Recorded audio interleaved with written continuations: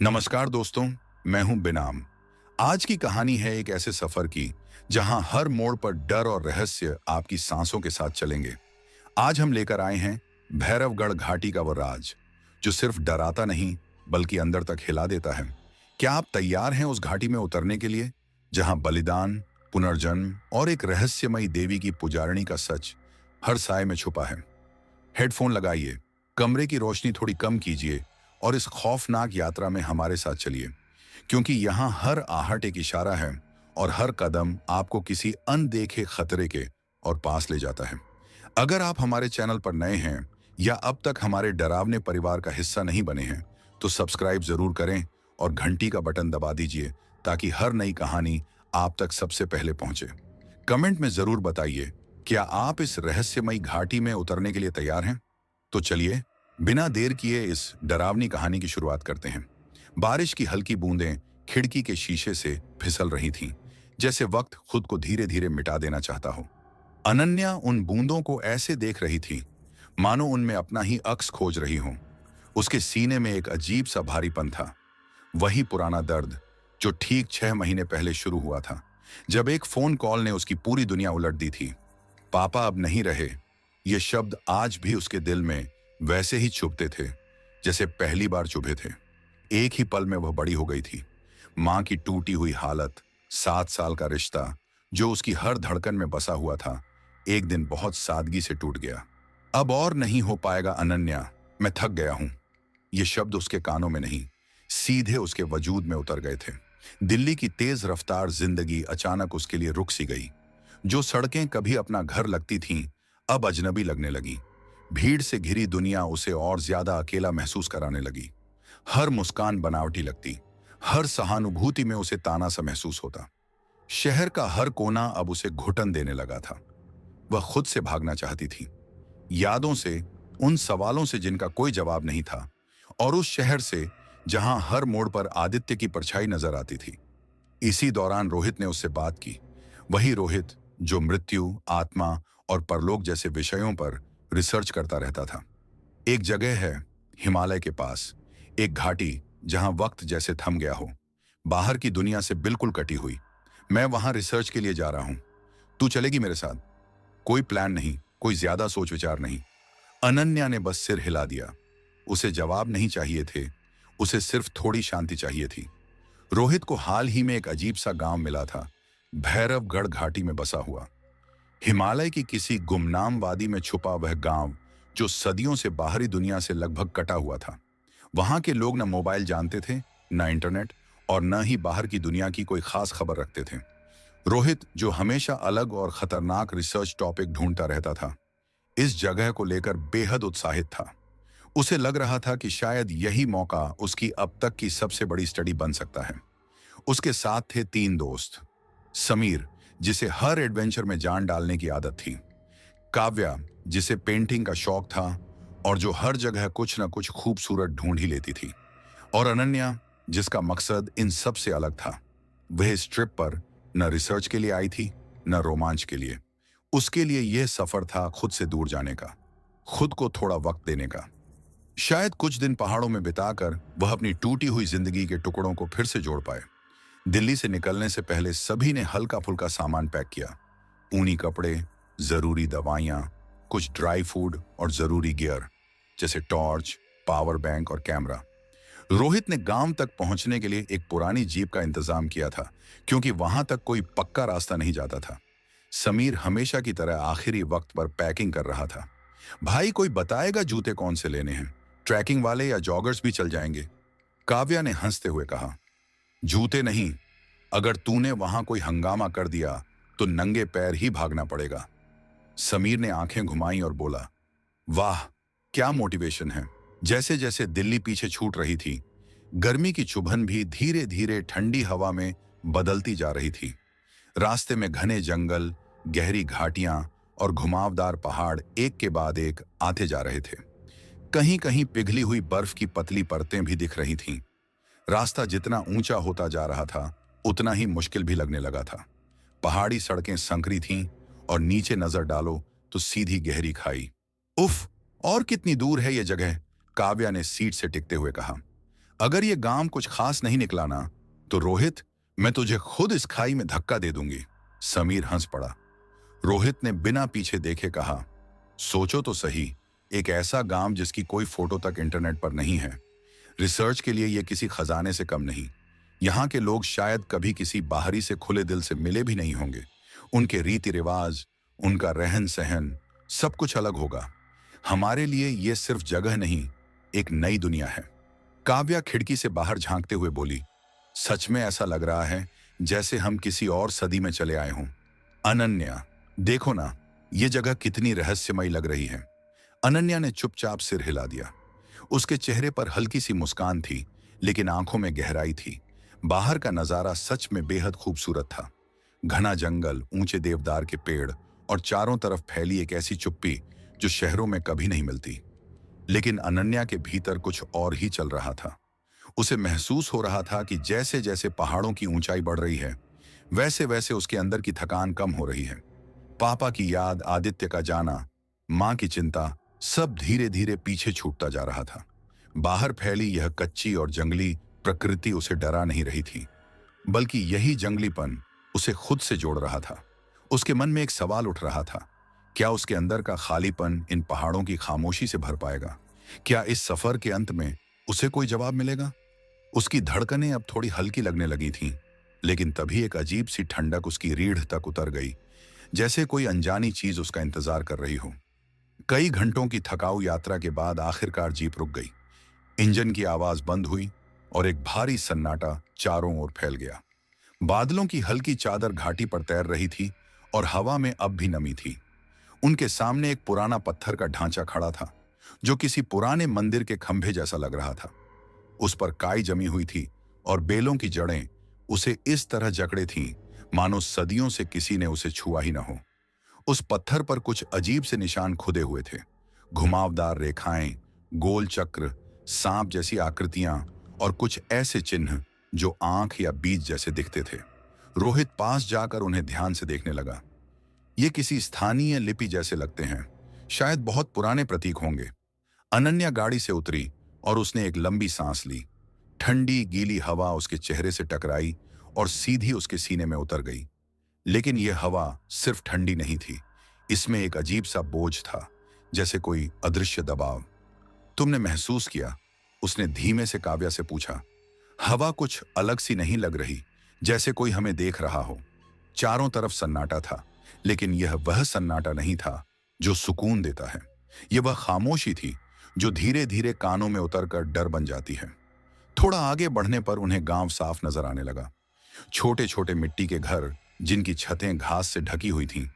दीवारों पर सफेद रंग से कुछ चिन्ह बने थे, बिल्कुल वैसे ही जैसे उस पत्थर के खंभे पर थे। पगडंडियां लाल मिट्टी की थीं और उनके बीच से एक पतली साफ पानी की धारा बह रही थी। वाह, सच में किसी और दुनिया में आ गए हैं, समीर बुदबुदाया। लेकिन तभी अनन्या की नजर एक और चीज पर टिक गई। गांव के चारों तरफ, रास्तों के किनारे और कई बड़े पेड़ों की छालों पर जानवरों की खोपड़ियां टंगी हुई थीं। ज्यादातर शायद बकरी या किसी पहाड़ी जानवर की थीं। उनके साथ सूखे फूल, पत्ते और कुछ काले पंख भी लटके हुए थे। समीर ने धीमे से कहा, यह तो कुछ ज्यादा ही अजीब है। काव्या ने बहुत धीमे स्वर में कहा। तभी रोहित आगे बढ़कर एक खोपड़ी के पास झुक गया और उसे ध्यान से देखने लगा। उसने उंगलियों से उस पर जमी मिट्टी हटाई और बोला, शायद यह किसी तरह की स्थानीय पूजा या सुरक्षा से जुड़ा टोटका हो सकता है, ताकि बुरी शक्तियां गांव में ना आ सकें। लेकिन हाँ, यह तरीका काफी असामान्य है। अनन्या को भीतर से एक झटका सा महसूस हुआ। इतनी शांत और सुंदर जगह के बीच इस तरह की आदिम हिंसा के निशान उसे असहज कर रहे थे। उसी पल उसे एहसास हुआ कि प्रकृति की खूबसूरती के पीछे भी एक जंगली और डरावना सच छिपा हो सकता है। उसकी रीढ़ के नीचे फिर वही पुरानी ठंडक उतर गई जो उसे पहले भी महसूस हुई थी। क्या यही वह जगह थी जिसकी तलाश में वह अनजाने में यहां तक चली आई थी, जहां बाहर की जंगली खामोशी उसके भीतर के तूफान से मेल खा सके? उसने एक बार फिर गहरी सांस ली, लेकिन अब भी उसे ऐसा लग रहा था जैसे कहीं से कोई उसे लगातार देख रहा हो। झरने के किनारे किनारे आगे बढ़ते ही उनके सामने एक खुला मैदान आ गया। गीली मिट्टी की खुशबू, बारिश की नमी और बर्फीली हवा मिलकर एक अजीब सी गंध बना रही थी। वह गंध न पूरी तरह ताजा थी और न ही सड़ी हुई। उसमें कुछ दबा हुआ और रहस्यमय सा था। तभी उन्हें गांव वाले दिखाई दिए। धीरे धीरे कुछ पुरुष और महिलाएं सामने आए। उनके कपड़े देखकर ऐसा लग रहा था जैसे उन्होंने सदियों से अपने पहनावे में कोई बदलाव ही न किया हो। पुरुषों ने कमर में मोटे कपड़े की सफेद या हल्के भूरे रंग की धोती बांध रखी थी। कुछ पूरी तरह नंगे बदन थे, तो कुछ ने खादी जैसे मोटे कपड़े का बिना बटन वाला फतूहा पहन रखा था। महिलाओं की साड़ियां भी मोटे हाथ से बुने हुए कपड़े की थीं। कोई चटक रंग नहीं, सिर्फ गेरुआ, भूरा या हल्का पीला। साड़ियां कमर से लेकर कंधों तक कसकर लिपटी हुई थीं। न कोई आभूषण, न कोई सजावट। नंगे पांव, रूखे बाल और धूप में तप चुकी तांबई रंग की त्वचा। लेकिन जो सबसे अलग था वह थी उनकी आंखें। उन आंखों में न डर था, न ही अनजानों को देखकर कोई घबराहट या हैरानी। वहां सिर्फ एक शांत, गहरा और स्थिर निरीक्षण था, जैसे वे उन्हें देख नहीं रहे हों बल्कि परख रहे हों। वे सब आगे आए और एक साथ हाथ जोड़कर नमस्कार किया। लेकिन उनके हाथों की मुद्रा में कोई बनावटी विनम्रता नहीं थी। उनके शरीर की भाषा में एक आदिम आत्मविश्वास था, जैसे वे इस धरती के पहले निवासी हों और हर बाहरी उनके लिए सिर्फ एक मेहमान, जिसे वे चाहें तो स्वीकार करें, चाहें तो नहीं। तभी भीड़ से एक वृद्ध व्यक्ति आगे बढ़ा। उसकी चाल धीमी थी, लेकिन कदम मजबूत और स्थिर थे। सिर के बीचों बीच गंजा हिस्सा चमक रहा था, लेकिन कानों के पास से सफेद बालों की एक लंबी झोटी उसकी पीठ तक जाती थी। चेहरा झुर्रियों से भरा हुआ था, मगर आंखें असामान्य रूप से तेज, चमकदार और चौकन्नी थीं। उसके गले में कई मालाएं थीं, कुछ रुद्राक्ष की, कुछ सूखे जंगली बीजों की और एक काले रंग के फल जैसी किसी चीज की भी। उसकी मौजूदगी में एक अजीब सी गरिमा थी। ऐसा लग रहा था जैसे वह सिर्फ गांव का बुजुर्ग नहीं, बल्कि मुखिया भी हो सकता है, या पुजारी, या शायद दोनों। उसने गहरी और ठहरी हुई आवाज में कहा, तो तुम लोग आखिर आ ही गए। रास्ता तुम्हें मिल ही गया। हम तुम्हारा इंतजार कर रहे थे। रोहित ने चौंकते हुए कहा, इंतजार? लेकिन हम तो यहां सिर्फ रिसर्च के लिए आए हैं। वृद्ध ने बिना उसकी बात पूरी सुने उसी शांत लहजे में कहा, रास्ता कभी गलती नहीं करता। जिसे परमेश्वर बुलाता है वह खुद यहां तक पहुंच ही जाता है। और तुम लोग भाग्यशाली हो, सही समय पर आए हो। काव्या ने धीरे से पूछा, क्या यहां कुछ होने वाला है? वृद्ध के चेहरे पर हल्की सी मुस्कान आई और उसने कहा, उसका उत्सव आने वाला है। वह उत्सव जो पीढ़ियों में एक बार होता है, जब उसकी शक्ति पूरी तरह जागती है, और जो उस समय यहां होता है वह उसकी कृपा पाता है। उसकी? किसकी? अनन्या ने बहुत धीमे स्वर में पूछा। वृद्ध ने बस एक शब्द कहा, कर्मेश्वर। वह नाम अनन्या ने पहले कभी नहीं सुना था, लेकिन फिर भी ऐसा लगा जैसे उस शब्द की गूंज उसके भीतर कहीं बहुत गहरे तक उतर गई हो। जैसे किसी गहरी नींद से उसे झकझोर दिया गया हो। जैसे किसी पुराने छुपे हुए सपने की आवाज, जिसे वह जानती है लेकिन पहचान नहीं पा रही। उसके रोंगटे खड़े हो गए। अब उसे यकीन होने लगा था कि यह जगह सिर्फ एक गांव नहीं है, यह कोई द्वार है, और यह परमेश्वर शायद उसका रक्षक है, या फिर कुछ और, कुछ बहुत ज्यादा पुराना और ताकतवर। जब वे चारों उस मिट्टी के घर की ओर बढ़े जिसे उनके ठहरने के लिए तैयार किया गया था, तो अनन्या की नजर गांव वालों की दिनचर्या पर टिक गई। चारों तरफ जीवन था, लेकिन वह जीवन शहरों जैसा तेज या बिखरा हुआ नहीं था। यहां हर गतिविधि में एक अजीब सी स्थिरता और एक लय थी। कुछ पुरुष पत्थर के औजारों को धार दे रहे थे, पुराने जमाने के तरीकों से, जैसे लोहे और मशीनों का इस गांव से कोई रिश्ता ही ना हो। उनके हाथों की हरकतें धीमी थीं, लेकिन पूरी तरह सधी हुई। थोड़ी दूरी पर महिलाएं बैठी थीं। कुछ धूप में सूप से अनाज फटक रही थीं, तो कुछ आंगन में घुटनों के बल बैठकर मिट्टी के बर्तन गढ़ रही थीं। न कोई शोर, न कोई आपाधापी। हर काम में बस एक शांत समर्पण था, जैसे ध्यान में डूबे हों। बच्चे भी खेल रहे थे, लेकिन उनका खेल शहरी बच्चों जैसा शोरगुल वाला नहीं था। उनके खेलों में भी एक अनकहा अनुशासन था, जैसे वे किसी नियम से बंधे हों। वे एक दूसरे से कम बोलते थे, फिर भी उनकी आंखों में कोई ऐसी भाषा थी जिससे वे सब कुछ समझ लेते थे। अनन्या के मन में अचानक एक अजीब सा भाव आया। क्या ये लोग सच में इंसान हैं, या फिर प्रकृति का ही कोई विस्तार? उनकी मौजूदगी में कुछ ऐसा था जो उन्हें पेड़ों, पत्थरों और बहते झरनों की तरह बना रहा था। स्वाभाविक, लेकिन इंसानों से कुछ ज्यादा या शायद कुछ कम। एक सजीव लेकिन अलौकिक एहसास, सामान्य के भीतर छिपा असामान्य। घर के अंदर कदम रखते ही लकड़ी और गीली मिट्टी की मिली जुली खुशबू ने उनका स्वागत किया। कमरा बेहद सादा था। मिट्टी की दीवारें, बांस की छत और जमीन पर बिछी मोटी घास की चटाइयां। जैसे ही वे थोड़ी देर सुस्ताने लगे, दरवाजे पर हल्की आहट हुई। एक लड़की अंदर आई। उम्र करीब 20 साल के आसपास, लेकिन चेहरे पर एक अजीब सी परिपक्वता थी, जैसे वह उम्र से नहीं, अनुभवों से बड़ी हो। उसकी मुस्कान ठहरी हुई थी, न ज्यादा गर्म न ज्यादा ठंडी, बिल्कुल संतुलित, जैसे भीतर बहुत कुछ छिपाए हुए हों। उसके हाथ में मिट्टी के प्यालों से भरी एक थाली थी। पेय लाल रंग का था, गाढ़ा और लगभग रस रहित। उसकी सतह पर कुछ पत्तियां तैर रही थीं, शायद कोई स्थानीय औषधीय पौधा। उसने शांत स्वर में कहा, यह परमेश्वर का आशीर्वाद है। इससे शरीर को कोमलता मिलेगी और मन उसकी निकटता को महसूस करेगा। समीर थोड़ा असहज हो गया। उसने आंखों से रोहित की ओर इशारा किया। यह क्या है? रोहित ने समझाते हुए सिर हिलाया। इनका यही रिवाज है, लोकल परंपरा है, रिसर्च के लिए समझना जरूरी है। उसने पहला प्याला उठाया और बिना हिचक पी गया। फिर समीर और काव्या ने भी पी लिया। अनन्या कुछ देर तक चुप बैठी रही। उस लड़की की नजरें अब भी उसी पर टिकी थीं, स्थिर और गहरी, जैसे वह उसकी आत्मा के भीतर झांक रही हो। अनन्या ने धीरे से प्याला उठाया। जैसे ही उसकी उंगलियां मिट्टी के पात्र से टकराईं, उसने हल्की सी गर्माहट महसूस की, जैसे कोई ऊर्जा उसके भीतर उतर रही हो। पहला घूंट गले से नीचे जाते ही उसे एक झटका सा लगा। शरीर की थकान मानो एक ही पल में गायब हो गई। लेकिन इसके साथ ही एक और अनुभूति ने उसे घेर लिया, जिसे शब्दों में बयान करना मुश्किल था। दुनिया अब पहले जैसी नहीं लग रही थी। रंग पहले से ज्यादा गहरे दिखने लगे थे। दीवारों की बनावट ज्यादा साफ नजर आने लगी। खिड़की से आती हवा की आवाज अब किसी लय जैसी लग रही थी। हर चीज अपनी जगह पर थी, लेकिन फिर भी कुछ बदल चुका था, जैसे वह सब कुछ किसी पतली, पारदर्शी परत के पीछे से देख रही हो। यथार्थ और कल्पना के बीच की रेखा धीरे धीरे धुंधली होने लगी। उसका सिर हल्का हो गया था, लेकिन मन पहले से ज्यादा जागृत था, जैसे हर ध्वनि, हर रंग और हर एहसास अब उसे कुछ कह रहा हो। सूरज ढल चुका था। आसमान में हल्की नीली परत धीरे धीरे गहरे काले रंग में बदल रही थी।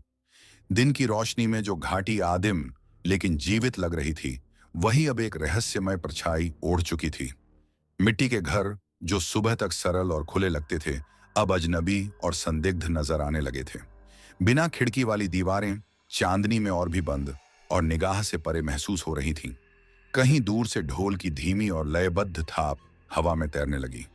वह आवाज सीधी छाती में उतरती थी, जैसे दिल की कोई दूसरी गहरी और स्थिर धड़कन बन गई हो। हवा भी अब अलग लग रही थी। उसमें अब सिर्फ मिट्टी और धूप की साधारण गंध नहीं थी। उसमें कुछ और घुल गया था, जले हुए मांस जैसा कुछ। एक भारी और चिपचिपा एहसास जो नाक के रास्ते सीधे दिमाग तक पहुंचकर वहीं अटक सा जाता था। चारों दोस्त अपने ठहरने वाले घर के सामने के आंगन में बैठे थे। वहां एक पुरानी मिट्टी की चौकी रखी थी, जिस पर कोई बैठता नहीं था, इसलिए वे जमीन पर ही चटाई बिछाकर बैठ गए थे। रोहित पूरी तरह अपनी रिसर्च में डूबा हुआ था। उसके हाथ तेजी से नोटबुक पर चल रहे थे, जैसे वह वातावरण में हो रहे हर बदलाव को शब्दों में कैद करना चाहता हो। काव्या पास ही बैठी थी। उसके हाथ में ब्रश और स्केच पैड था। वह चांदनी में नहाई घाटी को कागज पर उतारने की कोशिश कर रही थी, लेकिन उसकी उंगलियां स्थिर नहीं थीं। हर स्ट्रोक में एक बेचैनी थी, एक ऐसी बेचैनी जो तब होती है जब कलाकार जो देख रहा होता है उसे पूरी तरह समझ नहीं पाता। समीर सबसे अलग एक कोने में चुपचाप बैठा था। जो आमतौर पर सबसे ज्यादा बोलता था, वही अब बिना कुछ कहे अंधेरे में घूर रहा था, जैसे उसकी नजरें किसी ऐसी चीज पर टिकी हों जो बाकी किसी को दिखाई नहीं दे रही थी। समीर अब बिल्कुल शांत था। उसकी आंखें खुली हुई थीं, लेकिन उनमें किसी भी तरह का फोकस नहीं था। ऐसा लग रहा था जैसे उस पेय का असर उस पर कुछ अलग ही तरह से हुआ हो। उसका चेहरा एकदम सपाट था, सांसें धीमी थीं और पूरा व्यक्तित्व जैसे किसी खाली शून्य में डूबा हुआ हो। अनन्या की नजर दूर अंधेरे की ओर टिकी हुई थी। वह कुछ नहीं बोल रही थी, लेकिन उसकी आंखें लगातार सामने देख रही थीं, जहां जंगल की झाड़ियों के पार हल्की सी आग की आभा नजर आ रही थी।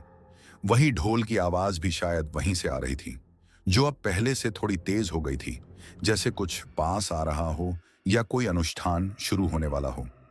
तभी अचानक अनन्या को कुछ अजीब सा महसूस हुआ। उसने आंखें और चौड़ी करके देखा। अंधेरे में कुछ हलचल हुई थी। एक पल के लिए छाया हिली थी। वह अपनी जगह पर सीधी बैठ गई और धीमे स्वर में बोली, तुम लोगों ने कुछ देखा क्या? काव्या ने सिर हिलाया और कहा, हाँ, मुझे भी लगा कि झाड़ियों के पीछे कुछ हिला है। ऐसा लगा जैसे कोई वहां खड़ा हो। समीर अब भी कुछ नहीं बोला। रोहित ने एक पल रुककर उस दिशा में देखा और फिर कहा, शायद अभी भी उस पेय का असर है। मैंने पढ़ा है कि कुछ औषधियां चेतना को ज्यादा संवेदनशील बना देती हैं, लेकिन अनन्या को यह बात पूरी तरह सही नहीं लगी। पेय का असर उसके सिर में अब भी हल्का सा घूम रहा था। यह वह मान रही थी, लेकिन जो उसने देखा था वह सिर्फ कल्पना नहीं लग रहा था। उसे सच में ऐसा महसूस हुआ था जैसे कोई उन्हें अंधेरे के उस पार से देख रहा हो, किसी पेड़ के पीछे से, बिना हिले डुले, चुपचाप। और उस पल चांदनी और छाया के बीच खड़ी भैरवगढ़ घाटी अब सिर्फ रहस्यमय नहीं लग रही थी, उसमें डर की एक पतली लकीर उतर चुकी थी। रात और गहराने लगी थी। हवा में ठंडक और सन्नाटा दोनों घुल चुके थे। झींगुरों की आवाज लगातार गूंज रही थी और ढोल की थाप अब धीमी जरूर थी, लेकिन ज्यादा भीतर तक असर करने लगी थी। तभी दरवाजे पर फिर हल्की आहट हुई। वही युवती जो दोपहर को पेय लेकर आई थी, अब रात का भोजन लेकर भीतर आई। उसकी चाल शांत और जानी पहचानी सी थी, जैसे वह किसी पुराने नियम को दोहरा रही हो। टोकरी नुमा थाली में मिट्टी के बर्तन रखे थे। खाना बेहद साधारण था, लेकिन अनजाना सा लग रहा था। मोटे दानों वाला चावल जिसमें हल्की सी लालिमा थी, गहरे हरे रंग की किसी पत्तेदार सब्जी का गाढ़ा शोरबा, और साथ में कुछ मांस के टुकड़े जिनके किनारे थोड़े जले हुए और कुरकुरे लग रहे थे। युवती ने चुपचाप सबके सामने खाना रखा और फिर गहरी स्थिर आवाज में बोली, उत्सव से पहले यह शुद्ध आहार है। परमेश्वर प्रसन्न होंगी अगर यह उनके नियमों के अनुसार ग्रहण किया जाए। जब वह अनन्या के सामने थाली रख रही थी, तभी उसकी उंगलियां अचानक अनन्या के हाथ से छू गईं। एक पल को कुछ खास नहीं हुआ, लेकिन अगले ही क्षण अनन्या को ऐसा लगा जैसे यह स्पर्श सिर्फ संयोग नहीं था, बल्कि जानबूझकर किया गया था। उसने सिर उठाकर देखा। युवती की आंखें उसकी आंखों में गहराई से टिकी हुई थीं। उन आंखों में न कोई सवाल था, न डर, बस एक स्थिर और ठंडी सी नजर जो सीधी आत्मा के भीतर उतरती हुई महसूस हो रही थी। अनन्या को ऐसा लगा जैसे उसके सीने पर किसी ने बर्फ का टुकड़ा रख दिया हो। हल्की ठंडी कंपी उसकी रीढ़ तक उतर गई।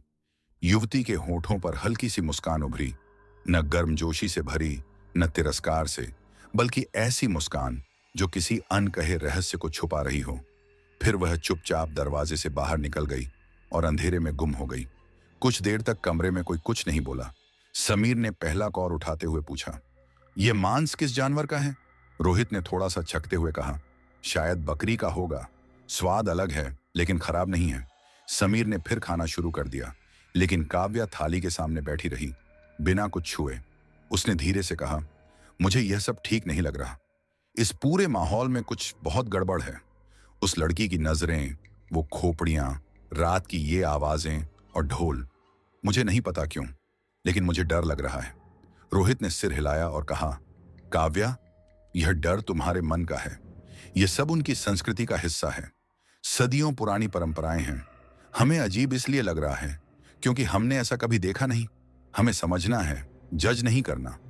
अनन्या अब भी चुप थी। उसके भीतर एक अजीब सा द्वंद्व चल रहा था।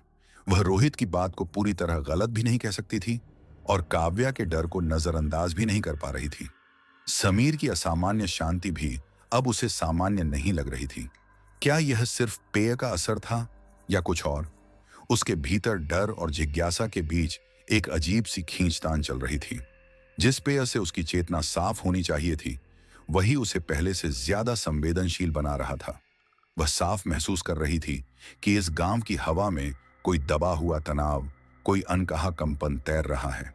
ढोल की हर थाप में एक आदिम बुलावा छुपा था, जिसे सिर्फ कानों से नहीं, आत्मा से सुना जा सकता था। अनन्या ने धीरे से आंखें बंद की और उसी पल अंधेरे में वही प्रतीक फिर उभर आया। एक गर्भवती स्त्री, उसके चारों ओर बेल बूटे और ऊपर उड़ती दो छायाएं, जिन्हें वह ठीक से समझ नहीं सकी, लेकिन गहराई से महसूस कर पाई। और उसी प्रतीक के साथ उसके भीतर एक शब्द गूंज उठा, परमेश्वर। अब यह सिर्फ नाम नहीं लग रहा था, ये एक आग्रह था, एक चेतावनी, या शायद किसी कर्म की शुरुआत। आधी रात की नमी और अजीब सी खामोश हवा के बीच अनन्या की आंखें एक झटके से खुल गईं। कमरे में हल्का अंधेरा अब भी पसरा था, लेकिन खिड़की से आती चांदनी बता रही थी कि रात अपने सबसे गहरे पड़ाव में पहुंच चुकी है। उस लाल पेय की मदहोशी अब पूरी तरह उतर चुकी थी। उसकी जगह ले चुका था भारी सिर दर्द, जैसे मस्तिष्क की नसें किसी अदृश्य दबाव में जकड़ी हों। पूरे शरीर में थकावट फैली हुई थी, जो नींद के बाद भी कम नहीं हो रही थी। लेकिन इन सब से ज्यादा जो उसे बेचैन कर रहा था, वह थे रात के वे डरावने स्वर, जो अब किसी सपने की तरह धुंधले नहीं थे, बल्कि पूरी स्पष्टता के साथ उसके दिमाग में गूंज रहे थे। कहीं दूर घाटी के किसी कोने से आती ढोल की थाप अब भी यादों में कांप रही थी। उसके साथ घुली हुई थीं अस्पष्ट मंत्रोच्चार की आवाजें, जो सामूहिक रूप से गूंज रही थीं और धीरे धीरे तेज होती जा रही थीं। बीच बीच में वे आवाजें टूटती थीं, कुछ तेज और असहनीय चीखों में, जो न पूरी तरह पीड़ा थी, न पूरी तरह उत्सव, बल्कि दोनों का मिला जुला कोई डरावना रूप। अनन्या एक झटके में उठ बैठी। उसका गला सूख रहा था और पीठ पसीने से भीगी हुई थी। सुबह की हल्की रोशनी अब कमरे में घुसने लगी थी। पहाड़ों की हवा कुछ साफ जरूर लग रही थी, लेकिन मन की उलझन और रात की बेचैनी अब भी वातावरण में तैर रही थी। और तभी अनन्या को एहसास हुआ कि यह बेचैनी सिर्फ उसकी नहीं थी। काव्या कमरे के कोने में चुपचाप बैठी थी। उसके घुटने सीने से लगे हुए थे और गोद में स्केच पैड रखा था, लेकिन उस पर एक भी रेखा नहीं थी। उसकी आंखों के नीचे काले घेरे और गहरे हो गए थे, जैसे नींद ने उसे छुआ तक न हो। रोहित अपने बैग में कुछ ढूंढ रहा था, शायद सामान्य दिखने की कोशिश कर रहा था, लेकिन उसकी हरकतों में भी एक बनावटी और दबी हुई घबराहट झलक रही थी। लेकिन एक चेहरा था जो इन सब से बिल्कुल अलग था।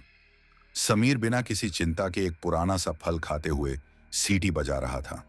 उसकी मुस्कान उतनी ही चौड़ी थी जितनी आमतौर पर होती थी। उसने हंसते हुए कहा, क्या हो गया तुम सबको? कसम से तुम लोगों को देखकर लग रहा है जैसे किसी डरावनी फिल्म से निकल कर आए हो। मुझे तो जबरदस्त नींद आई, और कल का पेय तो कमाल का था। दोबारा मिले तो फिर पीना चाहिए। काव्या ने धीमे स्वर में कहा, मुझे बिल्कुल अच्छा नहीं लग रहा। वो आवाजें, रोहित, सच में ऐसा लग रहा था जैसे दीवारें हिल रही हों और बाहर कुछ था, बहुत तेज, बहुत जिंदा, लेकिन दिखाई नहीं दे रहा था। रोहित ने गहरी सांस ली और कहा, देखो काव्या, मैं मानता हूं कि कल का अनुभव सामान्य नहीं था, लेकिन वह पेय शायद किसी स्थानीय साइकोएक्टिव पौधे से बना था। वह नशा नहीं था, बल्कि चेतना को प्रभावित करने वाला तत्व था। उससे भ्रम और संवेदनशीलता बढ़ जाती है। इसका मतलब यह नहीं कि हम खतरे में हैं, हमें तर्क से सोचना होगा। अब तक चुप बैठी अनन्या ने धीरे से कहा, तर्क की बात ठीक है रोहित, लेकिन क्या तुम सच में मानते हो कि वो मंत्र, वो चीखें और उस लड़की की नजरें, ये सब सिर्फ संयोग था? कमरे में एक लंबी चुप्पी छा गई। रोहित कुछ कह नहीं पाया।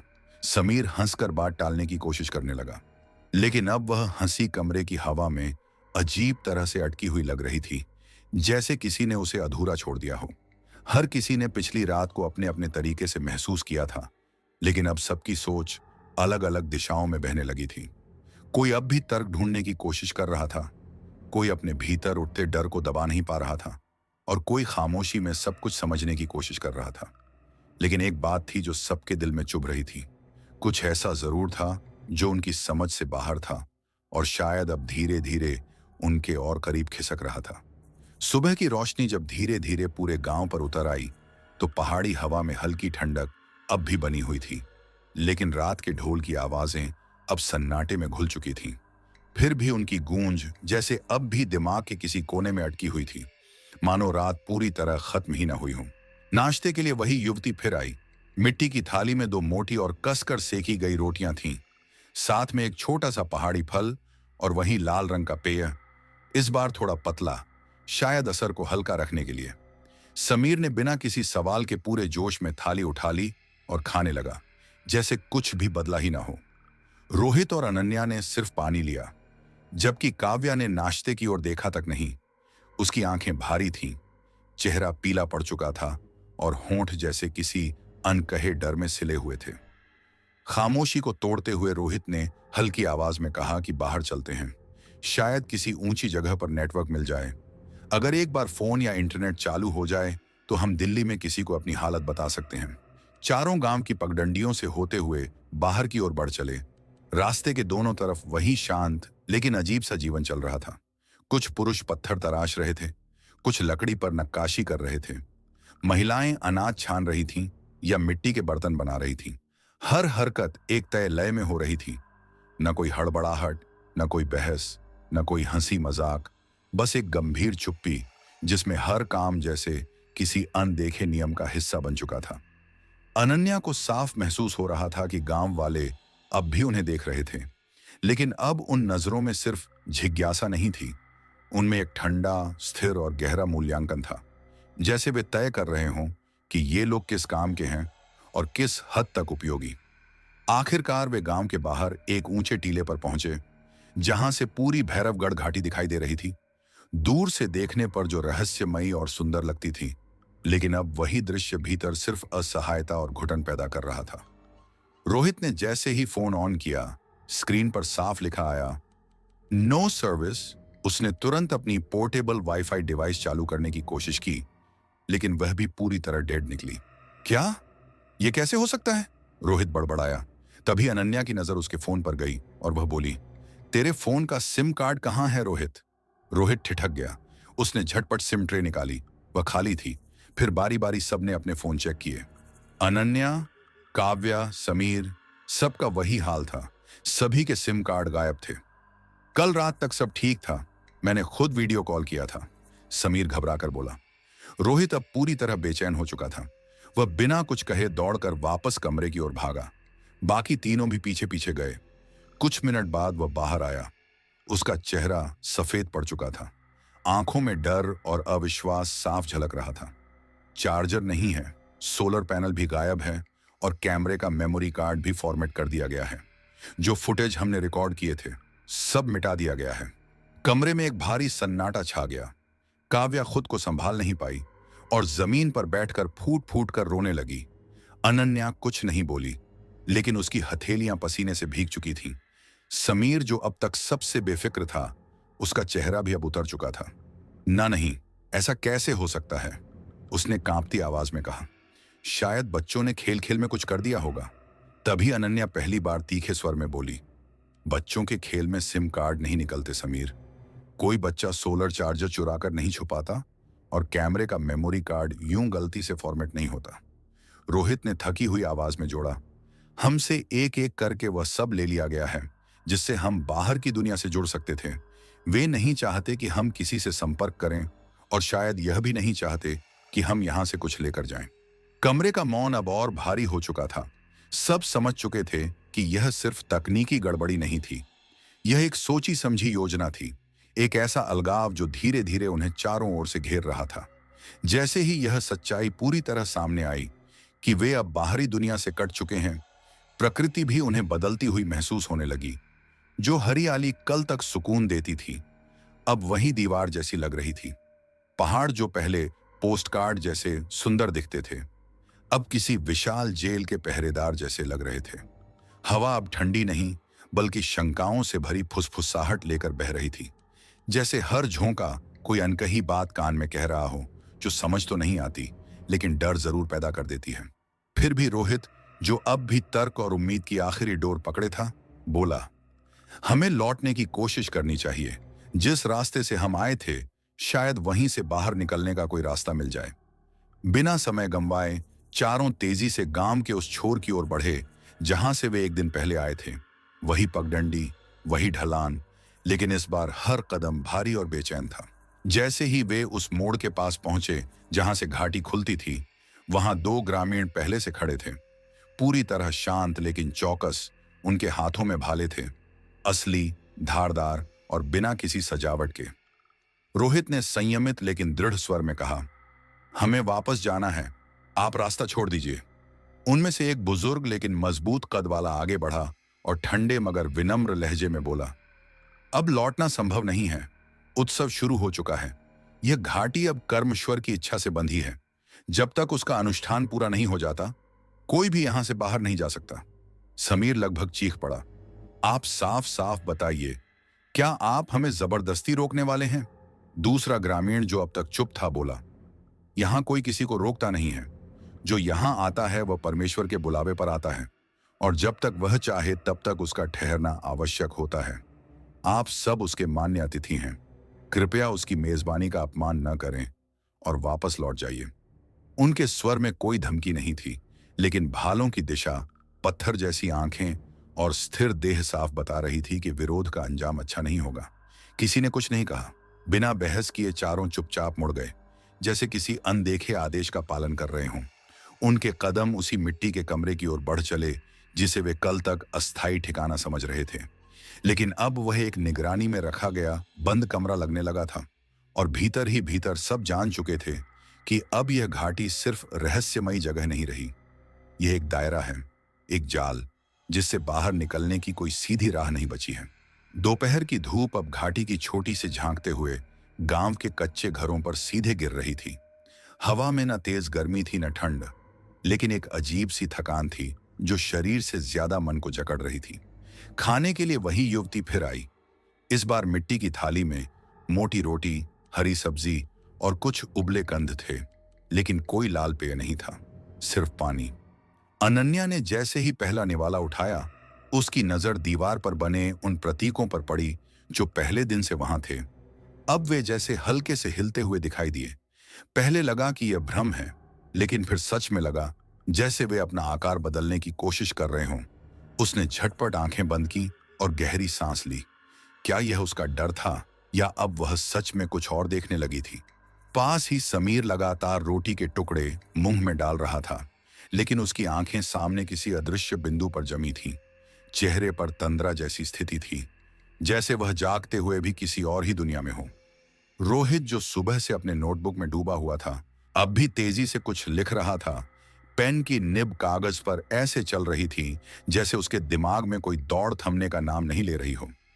काव्या खिड़की के पास बैठी थी और उसकी नजरें गांव के बाहर फैले पहाड़ों पर टिकी थीं, जैसे वह वहां से किसी चमत्कारिक रास्ते के खुलने का इंतजार कर रही हो। लेकिन पहाड़ वैसे ही स्थिर और मौन खड़े थे, जैसे वे भी इस रहस्य के हिस्सेदार हों। लेकिन वह सच में कुछ देख नहीं रही थी। वह तो जैसे किसी खोई हुई अनुभूति को पकड़ने की कोशिश कर रही थी, किसी ऐसे एहसास को जो बार बार फिसल कर उसके हाथों से निकल जा रहा था। शाम होते होते धूप थोड़ी मध्यम पड़ गई और हवा में हल्की नमी घुलने लगी। तभी अनन्या की नजर पड़ी कि समीर एक बार फिर गांव के कुछ युवकों के साथ जंगल की ओर बढ़ रहा था। वे सब हंसते हुए जा रहे थे, और समीर भी अब उनके बीच बिल्कुल स्थानीय सा लग रहा था, जैसे वह पहले से ही उनका हिस्सा हो। अनन्या को कुछ ठीक नहीं लगा। वह दूर से उनके पीछे पीछे चल पड़ी और छुपकर देखने लगी। वे सब एक अजीब सा खेल खेल रहे थे, जिसमें एक युवक की आंखों पर कपड़ा बंधा हुआ था और बाकी सब उसके चारों ओर घूम रहे थे। लेकिन वे सिर्फ दौड़ नहीं रहे थे, वे अपने शरीर को अजीब ढंग से मोड़ रहे थे, गर्दन को झटकों में घुमा रहे थे और मुंह से जानवरों जैसी भारी आवाजें निकाल रहे थे। बीच बीच में जो हंसी गूंजती थी वह सामान्य नहीं लगती थी। उसमें किसी जानवर की दहाड़ और इंसानी खिलखिलाहट दोनों घुली हुई थी। और समीर, वह भी अब उन्हीं की तरह हो गया था। उसका चेहरा बदला हुआ लग रहा था। उस पर एक जंगली सा उल्लास था, जैसे यह खेल नहीं बल्कि कोई रूपांतरण उसे भीतर से अच्छा लग रहा हो। अनन्या का दिल तेजी से धड़कने लगा। क्या समीर अब धीरे धीरे उनकी तरह बदल रहा था? क्या यह घाटी उसके भीतर कुछ भर रही थी जो उसे खींच रही थी? वापस लौटते समय अनन्या ने देखा कि काव्या बरामदे में अकेली बैठी थी। उसके हाथ में वही स्केच पैड था जो अब तक उसके लिए एकमात्र सहारा था। वह उसमें कुछ रेखाएं खींच रही थी, पूरी तरह एकाग्र, लेकिन उसके चेहरे पर कोई शांति नहीं थी। अनन्या चुपचाप उसके पास गई और झुककर स्केच देखने लगी। पहली झलक में ही रोंगटे खड़े हो गए। कागज पर एक विशाल मकड़ी का जाला बना था और उसके बीच में बैठी थी एक स्त्री आकृति, देवी जैसी, लेकिन उसका चेहरा धुंधला था। सिर के चारों ओर अजीब से तंतु फैले हुए थे और उसके हाथ में एक खोपड़ी थी, जैसे किसी बलिदान का संकेत। जाले की तंतुओं में कई तितलियां फंसी हुई थीं। उनके पंख टूटे हुए थे, रंग फीके पड़ चुके थे और हर तितली किसी अलग भाव में जमी हुई थी। कोई शांत, कोई कांपती हुई, कोई बिल्कुल निष्प्राण। अनन्या ने बहुत धीमे स्वर में पूछा, "यह तुमने क्यों बनाया?" काव्या ने बिना नजर उठाए जवाब दिया, मुझे खुद नहीं पता। हाथ अपने आप चलता गया और फिर दोनों के बीच एक लंबी चुप्पी छा गई। उसी पल अनन्या को पूरा यकीन हो गया कि यह गांव सिर्फ एक जगह नहीं है, यह किसी जीवित जाल की तरह है और वे सब अब उस जाल में फंसी तितलियों की तरह हो चुके हैं। शाम और गहराने लगी थी। भैरवगढ़ घाटी पर सुनहरी रोशनी की आखिरी परत फैल रही थी और हर चीज धीरे धीरे धुंधलेपन में डूबती जा रही थी। पहाड़ों के पीछे सूरज उतर रहा था और उजाले व अंधेरे का अजीब खेल शुरू हो चुका था। बाकी तीनों अपने अपने डर और उलझनों में खोए हुए थे। तभी अनन्या ने अकेले बाहर जाने का फैसला किया। उसे लग रहा था कि खुद से बात करने के लिए, अपने डर को समझने के लिए उसे कुछ देर की तन्हाई चाहिए। वह चुपचाप गांव के उस हिस्से की ओर बढ़ गई जहां लोगों की आवाजाही कम थी। रास्ता संकरा होता जा रहा था। किनारे उगी जंगली घास उसके पैरों से टकरा रही थी। थोड़ी दूर जाने पर उसे एक पुरानी और जर्जर झोपड़ी दिखाई दी, जैसे बरसों से वहां कोई गया ही ना हो। छत की घास आधी उड़ चुकी थी, मिट्टी की दीवारों में दरारें थीं और लकड़ी का दरवाजा टूटा हुआ लटक रहा था। जैसे ही वह झोपड़ी के पास से गुजरी, उसकी नाक में एक जानी पहचानी तीखी गंध भर गई। वही लाल पेय वाली गंध, लेकिन कहीं ज्यादा कच्ची और तेज। उसकी चाल अपने आप धीमी पड़ गई। उसके मन में सवाल उठा, क्या यहीं वह पेय बनाया जाता है या कुछ और? डर और जिज्ञासा के बीच फंसी अनन्या ने धीरे से टूटे दरवाजे की दरार से अंदर झांकने की हिम्मत की। भीतर ज्यादा रोशनी नहीं थी, लेकिन जितनी थी उसमें जो दिखा वह किसी बुरे सपने से भी ज्यादा भयावह था। झोपड़ी की दीवारें भित्ति चित्रों से भरी हुई थीं। कुछ कपड़े पर बने थे, कुछ मोटी लकड़ी की पट्टियों पर उकेरे गए थे। हर रेखा में गहरी कुशलता थी, हर दृश्य में एक डरावनी स्पष्टता। साफ था कि ये चित्र किसी बच्चे ने नहीं बनाए थे। यह किसी गंभीर और शायद विक्षिप्त कलाकार की रचनाएं थीं। पहले चित्र में एक आदिम देवी आकृति थी जो साफ तौर पर परमेश्वर जैसी लग रही थी। वह एक समुदाय को हाथ फैलाकर यह घाटी सौंप रही थी, जैसे कोई पवित्र वरदान दे रही हो। अगले चित्रों में वही लोग इस भूमि पर खेती करते, पशुपालन करते और जड़ी बूटियों से औषधियां बनाते दिखाए गए थे। सब कुछ शांत और धार्मिक प्रतीत होता था। लेकिन फिर चित्रों का स्वर बदलने लगा। अब त्योहारों के दृश्य थे, लेकिन उनमें अजीब अनुष्ठानिक यौनाचार दिखाया गया था। कई नर नारी मुखौटे पहने हुए एक विचित्र नृत्य मुद्रा में थे, जिसमें उर्वरता की कामना और वासना की जटिलता एक साथ घुली हुई थी। दृश्य अश्लील नहीं थे, लेकिन बेहद अशुभ थे। इसके बाद के चित्र और भयावह हो जाते थे। अब उनमें बाहरी लोगों को दिखाया गया था, जिनके चेहरे डर से जमे हुए थे, हाथ पैर बंधे हुए, जैसे उन्हें शिकार बनाकर लाया गया हो। फिर उन्हें पत्थर की वेदी पर झुकाया गया था, खून बहता दिखाया गया था और चारों ओर गांव वाले देवी को प्रसन्न करने के लिए नाच रहे थे। अंतिम चित्र ने अनन्या की सांस रोक दी। उसमें बलि के रक्त से खेत हरे होते दिखाए गए थे, फसलें लहलहा रही थीं, स्त्रियों की गोद भर रही थीं और बच्चे जन्म ले रहे थे। एक पूरा चक्र दिखाया गया था, बलि, उर्वरता, नया जीवन और फिर से बलि। अनन्या का चेहरा पीला पड़ गया, गले में जैसे कुछ अटक गया, हाथ कांपने लगे और आंखें भर आईं। अब उसे किसी और सबूत की जरूरत नहीं थी। यह घाटी सिर्फ एक गांव नहीं थी, यह एक चलता हुआ अनुष्ठान था। वह धीरे धीरे पीछे हटी, जैसे जमीन पर पैर रखने से भी डर लग रहा हो। फिर अचानक मुड़ी और दौड़ पड़ी। तेज सांसें, कांपते पैर और पूरे शरीर में दौड़ती बेचैनी के साथ वह किसी तरह अपने कमरे तक पहुंची। कमरे के भीतर रोहित और काव्या पहले से मौजूद थे। जैसे ही अनन्या अंदर घुसी, रोहित ने उसकी ओर देखकर कहा, अब तुम्हें भी समझ आ गया होगा, इससे आंखें चुराने का कोई मतलब नहीं। काव्या का चेहरा पीला था। उसकी आंखों में वही भय था जो कुछ देर पहले अनन्या ने खुद महसूस किया था। काव्या कांपती आवाज में बोली, रोहित, जो हम सोच रहे हैं यह उससे कहीं ज्यादा डरावना है। यह सिर्फ किसी पुरानी परंपरा की बात नहीं है, यह। और वह बोलते बोलते रुक गई। उसी पल समीर भी अंदर आ गया। गांव के युवकों के साथ हंसते हुए लौटा था, लेकिन उसके चेहरे पर एक अजीब सी गहरी और खाली मुस्कान थी, जैसे वह किसी और ही दुनिया में डूबा हो। अनन्या ने बिना कुछ सोचे उसका हाथ पकड़ा और उसे अंदर खींच लिया। अब चारों एक ही जगह खड़े थे, उसी कमरे में, जहां अब चित्र दीवारों पर नहीं बल्कि उनके भीतर उतरते जा रहे थे। और तभी अचानक, बिना किसी आहट के, त्रिकालाचार्य ठीक उनके पीछे खड़ा था। न किसी कदमों की आवाज, न कोई संकेत, बस एक पल पहले खाली दरवाजे की जगह अब वह वृद्ध खड़ा था, शांत, अडोल और भयावह रूप से स्थिर।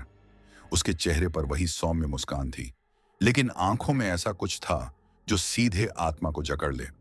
उसने धीमी लेकिन बेहद स्पष्ट आवाज में कहा, अब समझ आया ना? यही है परमेश्वर का विधान, यही है प्रकृति का संतुलन। उसने दीवार के चित्रों की ओर इशारा किया और बोला, हर न्याय अपना मूल्य मांगता है और हर मूल्य सृजन की ओर ले जाता है। यही उसका नियम है, यही उसकी लीला है। रोहित ने कांपते स्वर में पूछा, तो ये चित्र, ये सब सच है? त्रिकालाचार्य हल्के से मुस्कुराया और बोला, सच और झूठ मन के विचार हैं वत्स। जो घट रहा है वही उसका विधान है। और तुम सब सौभाग्यशाली हो। तुम्हें चुना गया है उसकी कृपा के लिए। वह अब अनन्या की ओर मुड़ा और उसके हाथ में पकड़े कपड़े के टुकड़े की ओर इशारा किया, जिस पर वही चित्र बना था जिसमें रक्त से पौधा उगता दिखाया गया था। देखो, कितना सुंदर है। मृत्यु से जीवन, संहार से सृजन। परमेश्वर यही तो सिखाती हैं, जीवन और मृत्यु का विलीन संगम। फिर उसने शांत स्वर में कहा, तैयार रहो, अब उत्सव का आह्वान होने ही वाला है। और जैसे ही उसके शब्द पूरे हुए, दूर घाटी की गहराई से एक साथ ढोल और नरसिंहों की आवाजें उठीं, पहले से कहीं ज्यादा तेज, कहीं ज्यादा पास। और अब उनमें कोई आमंत्रण नहीं था, अब वह सीधा आदेश था। मशालों की रोशनी अभी दिखाई नहीं दे रही थी, लेकिन उसकी जरूरत भी नहीं थी। त्रिकालाचार्य की अटल आवाज, उसकी पथराई नजरें और होठों पर फैली संतुष्ट मुस्कान सब कुछ कह चुकी थी। भागने का कोई रास्ता अब नहीं बचा था।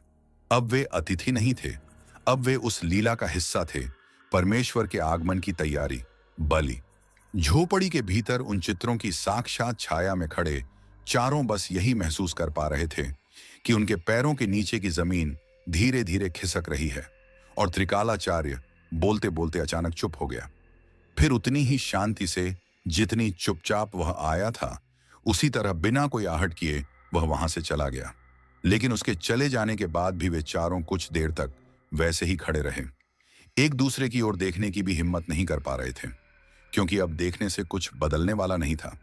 जो देखा जाना था वह वे देख चुके थे, और अब बस इंतजार बाकी था। सबसे पहले खुद को संभाल पाया रोहित। उसके चेहरे पर पसीना नहीं था, बल्कि एक जमी हुई दहशत थी। आंखें खुली थीं, लेकिन उनमें झटका सा था, जैसे भीतर अचानक कोई बिजली कड़की हो। यहां से निकलना होगा, अभी और इसी वक्त। यह लोग पागल हैं, सच में पूरी तरह पागल। उसने घबराहट में बाकी तीनों को लगभग खींचते हुए झोपड़ी से बाहर निकाल लिया। उस पल किसी ने कुछ पूछा नहीं, कोई सवाल नहीं, कोई बहस नहीं। सब बस उसके पीछे पीछे चल दिए। शायद इसलिए क्योंकि चारों के भीतर एक जैसा डर बैठ चुका था, लेकिन उसे शब्दों में ढालने की ताकत किसी में नहीं बची थी। बाहर आते ही देखा कि पूरा गांव चांदनी में डूबा हुआ था, लेकिन वह चांदनी सुकून देने वाली नहीं थी। उसमें ठंडक कम और बेचैनी ज्यादा घुली हुई थी। दूर भैरवगढ़ घाटी के छोर से फिर वही ढोल की भारी आवाजें उठ रही थीं, और अब उनके साथ साथ मशालों की हिलती हुई रोशनी भी दिखाई दे रही थी, जो टेढ़ी मेढ़ी पगडंडियों पर किसी चलती हुई रेखा की तरह आगे बढ़ रही थी। वे चारों एक पल को भी नहीं रुके, लगभग भागते हुए वापस उसी मिट्टी के कमरे में पहुंचे, जो अब उन्हें किसी शरण स्थल जैसा लगने लगा था। अंदर घुसते ही रोहित ने दरवाजा जोर से बंद कर दिया, जैसे वह कोई मजबूत लोहे का दरवाजा हो जो सब कुछ रोक लेगा, जबकि हकीकत में वह सिर्फ कच्ची लकड़ी का कमजोर पल्ला था, जो एक तेज धक्के में टूट सकता था। फिर भी उस पल वही उनकी एकमात्र ढाल थी, और उसके बंद होते ही कमरे के भीतर घबराहट और गुस्से का सैलाब फूट पड़ा। यह सब तेरी वजह से हुआ, समीर चिल्ला पड़ा। तू ही हर बात में टांग अड़ाता रहा, तू ही उस त्रिकालाचार्य से उलझा। अगर तू चुप रहता तो शायद यह सब नहीं होता।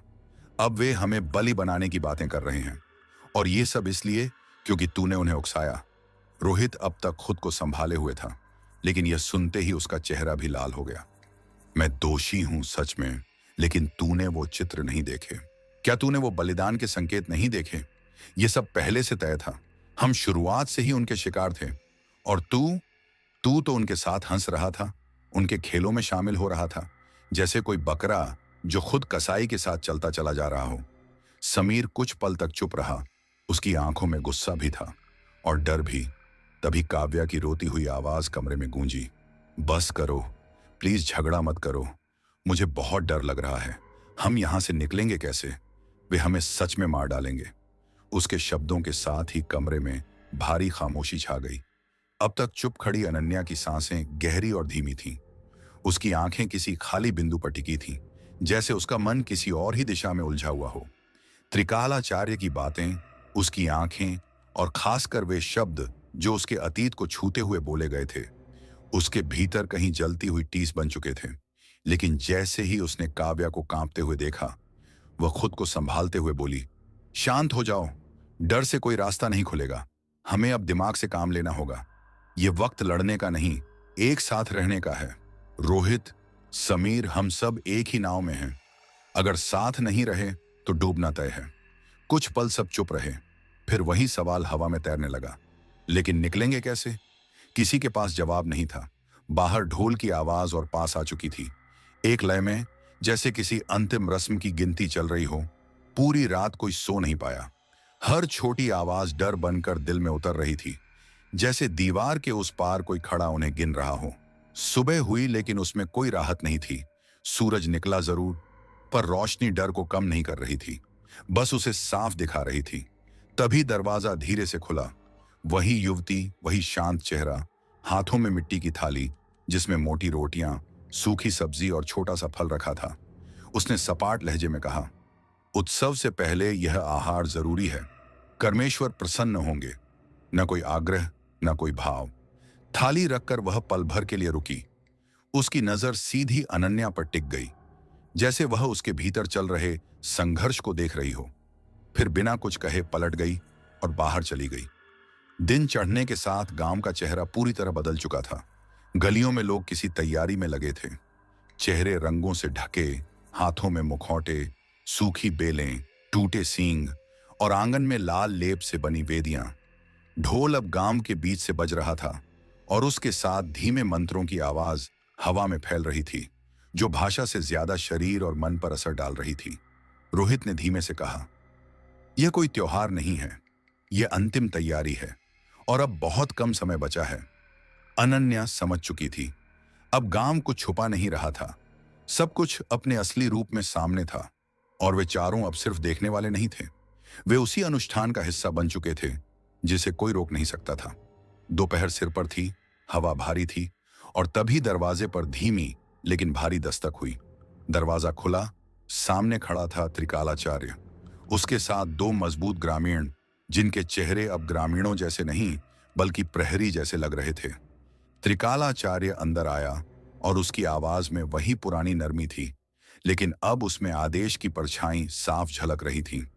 उत्सव से पहले तुम्हारे शरीर और मन दोनों का शुद्ध होना आवश्यक है, उसने शांत लेकिन अडिग स्वर में कहा। परमेश्वर की भूमि पर कोई भी अपवित्र भार लेकर नहीं जा सकता। अब हमारे साथ चलो।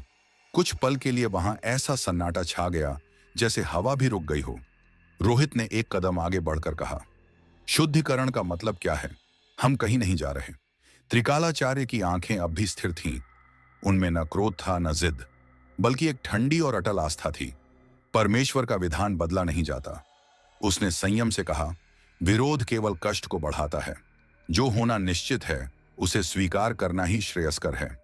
अब चलो, समय नष्ट मत करो। अनन्या अब तक कुछ नहीं बोली थी, लेकिन उसकी निगाहें त्रिकालाचार्य की आंखों में गहराई तक उतर चुकी थीं, और जो उसने वहां देखा उसने उसे भीतर तक हिला दिया। वहां न तो पागलपन था न क्रूरता, बल्कि एक कठोर श्रद्धा थी।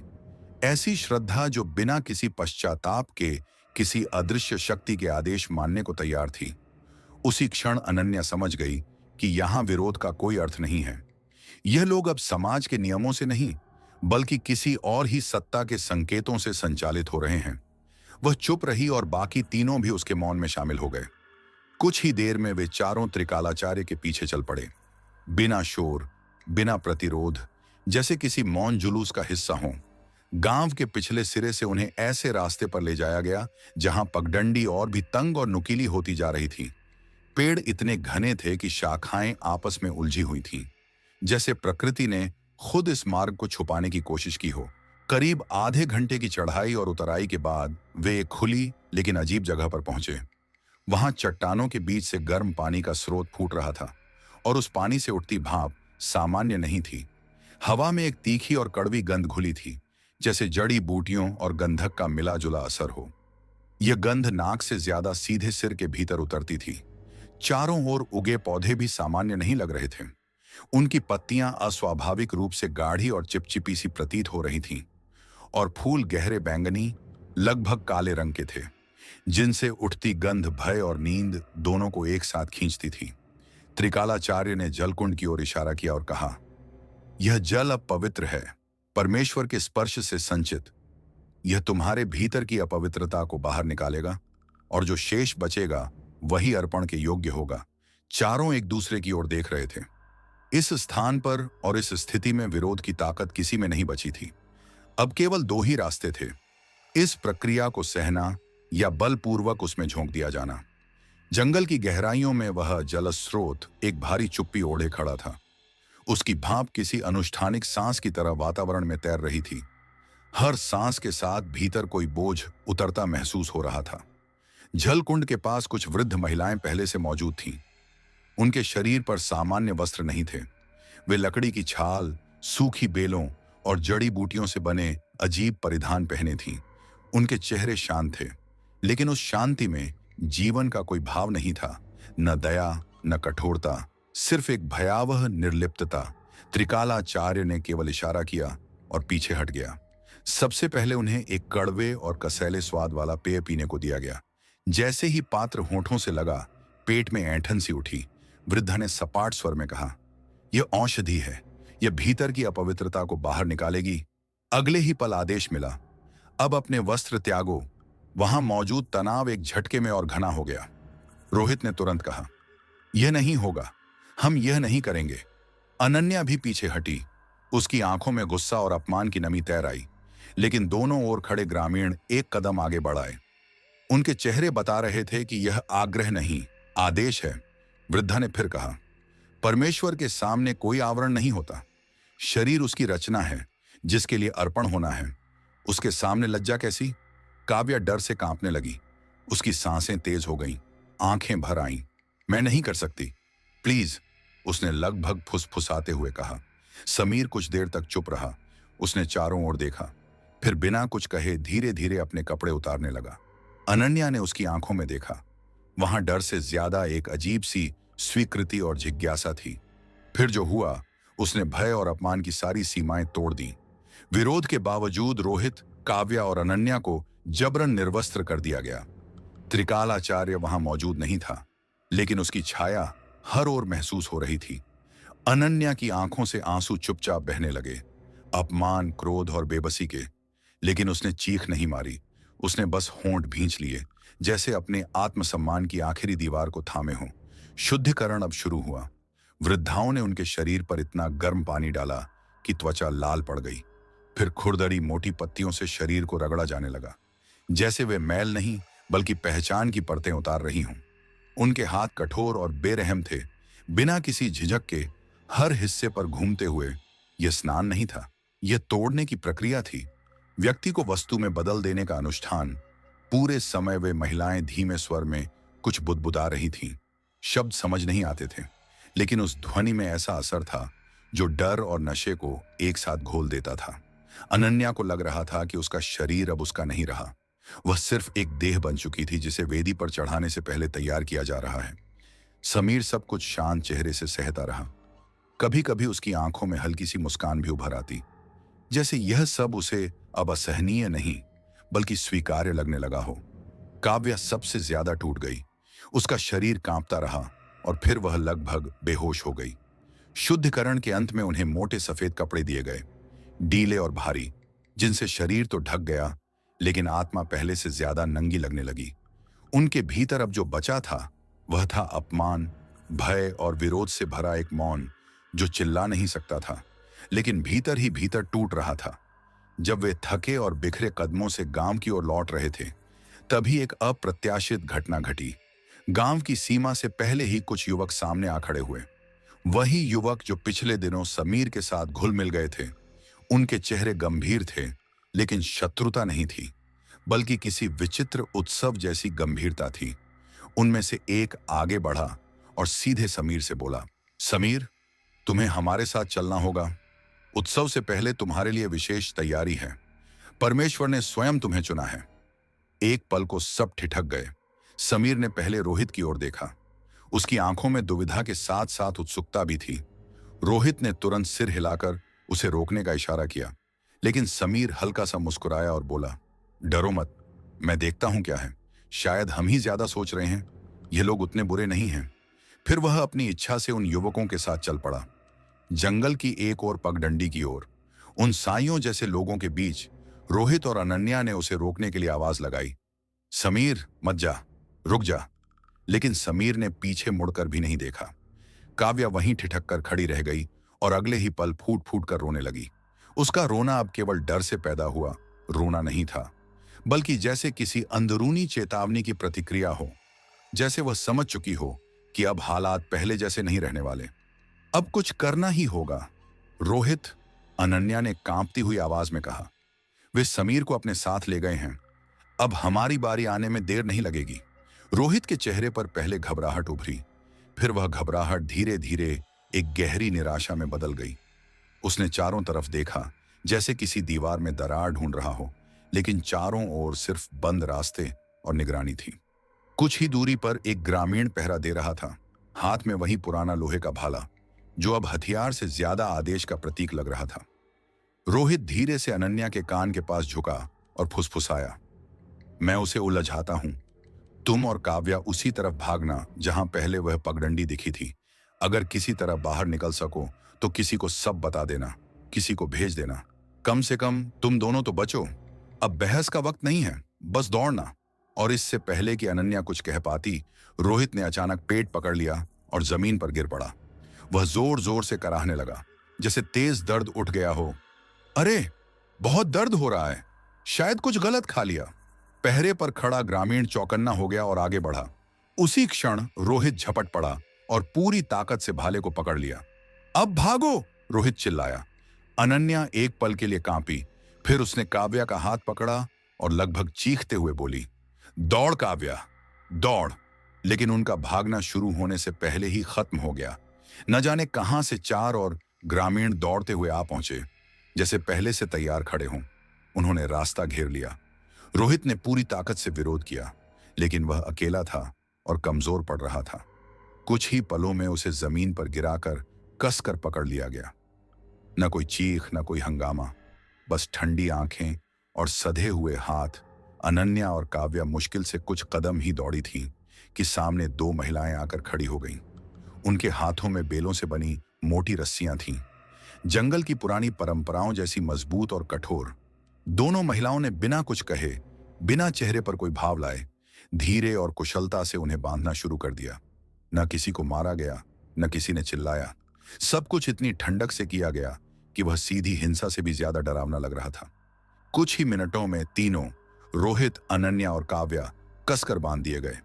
अब वे मेहमान नहीं थे, अब वे चुने गए लोग थे। और यह साफ था कि उनके साथ अब वही व्यवहार होगा जो बलि से पहले पशुओं के साथ किया जाता है। रस्सियों में जकड़े, थके और टूटे हुए तीनों को अब गांव के केंद्र की ओर घसीटा जा रहा था। उनके पांव मिट्टी में घिसटते जा रहे थे, लेकिन रुकने का कोई तरीका नहीं था। जो लोग कुछ दिन पहले तक मुस्कुराकर बात कर रहे थे, अब वही लोग अजीब नजरों से उन्हें घेर कर देख रहे थे, जैसे किसी बाजार में खड़े लोग जानवरों को परखते हैं। ढोल और नरसिंघे की आवाज अब सिर के भीतर गूंज रही थी। कान जैसे कांप उठे थे। वह कोई मधुर ध्वनि नहीं थी, वह एक ऐलान था, एक आदेश जो चेतना को तोड़कर किसी और ही अवस्था में धकेल रहा था। पूरा गांव किसी प्राचीन अनुष्ठान में डूब चुका था। हर घर, हर गली से लोग निकल आए थे और अब वे खुले मैदान में गोल घेरे बनाकर झूम रहे थे, किसी अज्ञात लय पर, किसी ऐसे शब्दों के साथ जिन्हें कोई समझ नहीं सकता था, लेकिन जिनमें आदिम उन्माद साफ झलक रहा था। एक ऐसा पागलपन जो पीढ़ियों से वहां पल रहा था। उनके चेहरों पर लाल, काले और पीले रंग की लकीरें थीं और आंखों में ऐसी चमक जो मनुष्यता से बहुत दूर लग रही थी। अनन्या की नजर एक पल को ठिठक गई। उसने देखा कि मैदान के ठीक बीचों बीच एक ऊंची चौकोर पत्थर की वेदी बनी हुई थी। उसकी सतह पर आग जल रही थी और लपटें ऊपर उठती हुई जैसे आकाश को छूना चाहती हों। और उन्हीं लपटों के पीछे उसने समीर को देखा। वह वेदी के ठीक पास खड़ा था। उसके शरीर पर वही सफेद ढीला वस्त्र था, लेकिन अब वह कपड़ा किसी पवित्रता का नहीं, बल्कि किसी तयशुदा अंत का प्रतीक लग रहा था। उसका चेहरा भावहीन था, आंखें खाली और शरीर बिल्कुल स्थिर, जैसे किसी अदृश्य डोर से बंधा हुआ पुतला। वह जीवित तो था, लेकिन उसमें जीवन नहीं दिख रहा था। उसके चारों ओर त्रिकालाचार्य और कुछ अन्य लोग खड़े थे। सबने काले मुखौटे पहन रखे थे और उनके कपड़े जानवरों की खाल जैसे लग रहे थे।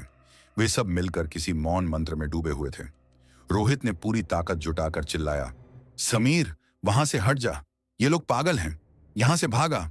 लेकिन समीर ने कोई प्रतिक्रिया नहीं दी, जैसे उसने कुछ सुना ही न हो। अनन्या की नजर आग पर टिकी रही। वह लपटें जैसे उसके भीतर उठते डर को ठोस रूप दे रही थी।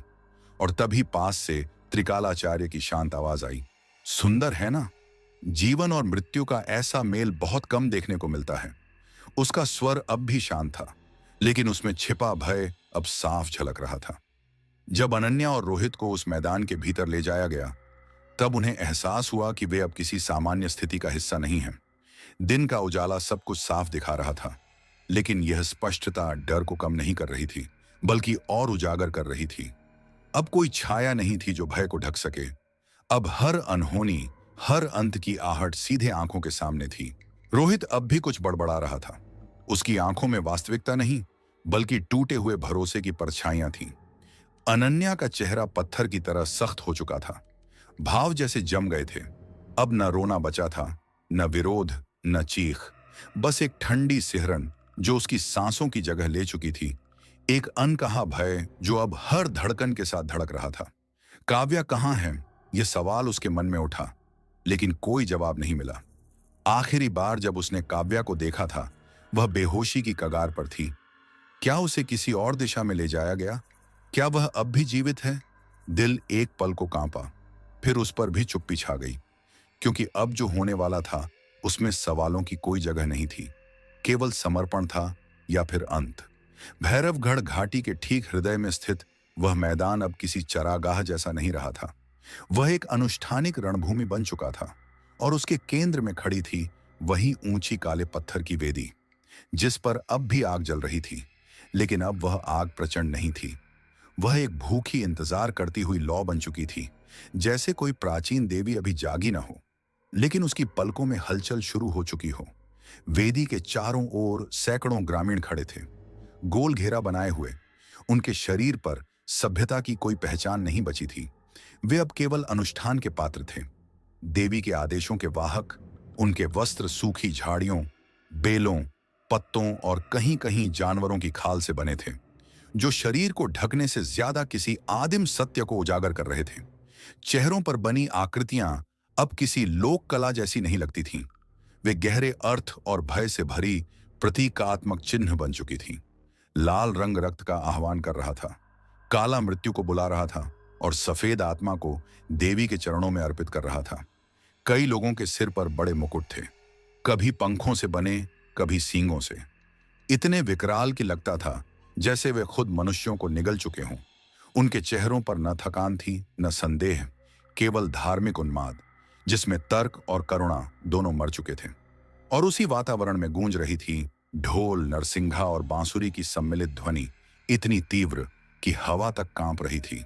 वह ध्वनि किसी भाषा की नहीं थी, वह सीधी चेतना पर प्रहार कर रही थी, और उसी के भीतर सैकड़ों गलों से उठती मंत्र जैसी आवाजें मिलकर सोचने की शक्ति को कुचल रही थीं। उसमें एक अजीब सा सम्मोहन था, जो चेतना और अचेतन के बीच बनी दीवार को धीरे धीरे पिघलाता जा रहा था। और फिर हवा की वह गंध, जिसे अब तक लोग सामान्य सांस की तरह ले रहे थे, अब बदल चुकी थी। उसमें धूनी की तीखी गंध थी, जले हुए मांस की कड़वाहट थी, और सबसे ज्यादा ताजे खून की भारी बू थी। वह गंध अनन्या की नाक से होते हुए उसके गले में अटक गई, और फिर गर्दन तक उतरकर एक घुटन भरे डर में बदल गई। यह सिर्फ सांसों को नहीं, आत्मा को झकझोर देने वाली गंध थी। यहां हर चीज जैसे किसी आदेश की प्रतीक्षा कर रही थी, किसी संकेत की, किसी बलिदान की। और उस अग्निवेदी पर जलती धीमी लौ अब मानो फुसफुसा रही थी कि कर्म पूरा होने वाला है। अब कोई बच नहीं सकता। जैसे ही अनन्या और रोहित को रस्सियों में बांधकर घसीटते हुए उत्सव प्रांगण के बीचों बीच लाया गया, ग्रामीणों की भीड़ अपने आप दो हिस्सों में बंट गई।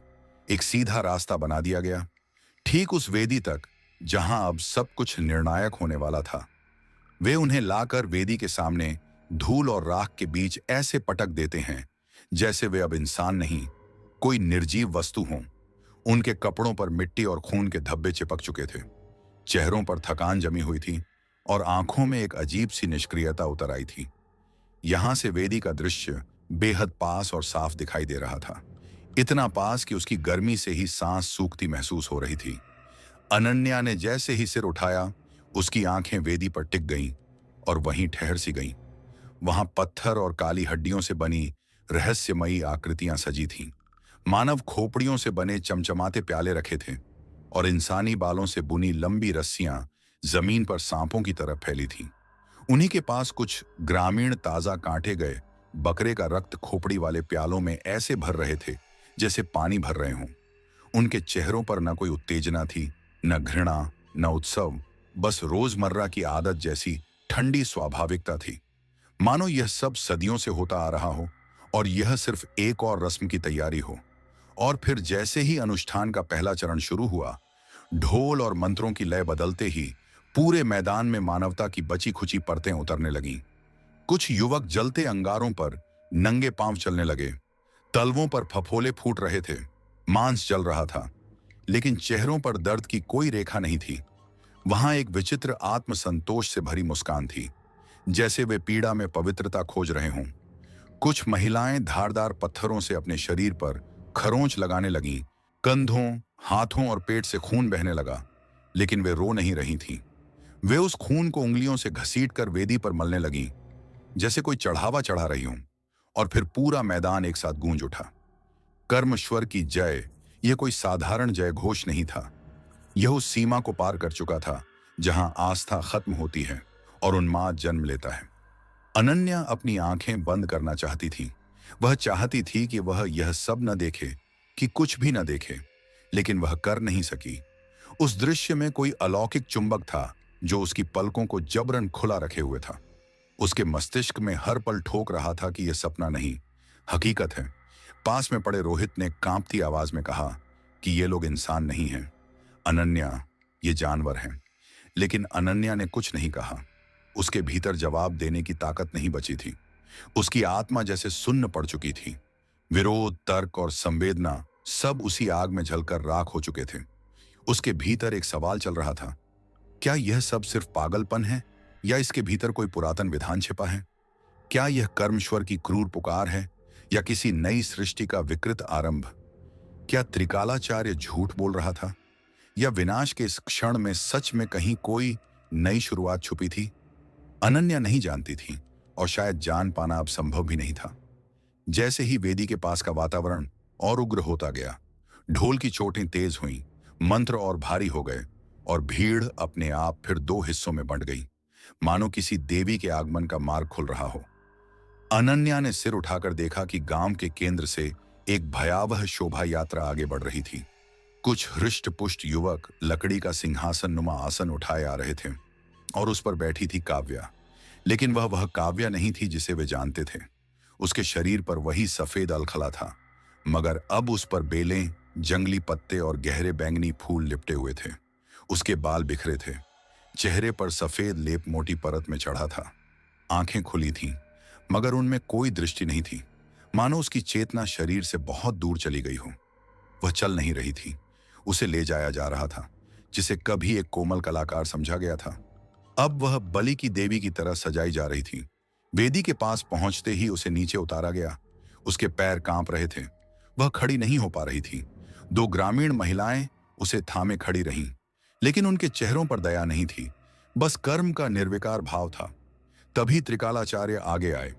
उनके हाथ में मिट्टी का पात्र था, जिसमें वही लाल तरल हिल रहा था जिसकी गंध अब पूरे वातावरण की पहचान बन चुकी थी। वे मंत्र पढ़ते हुए काव्या के होंठ खोलते हैं और वह तरल उसके मुंह में उंडेल देते हैं। काव्या ने बिना किसी प्रतिरोध के उसे पी लिया। उसकी आंखें झपकीं, मगर कोई प्रतिक्रिया नहीं आई।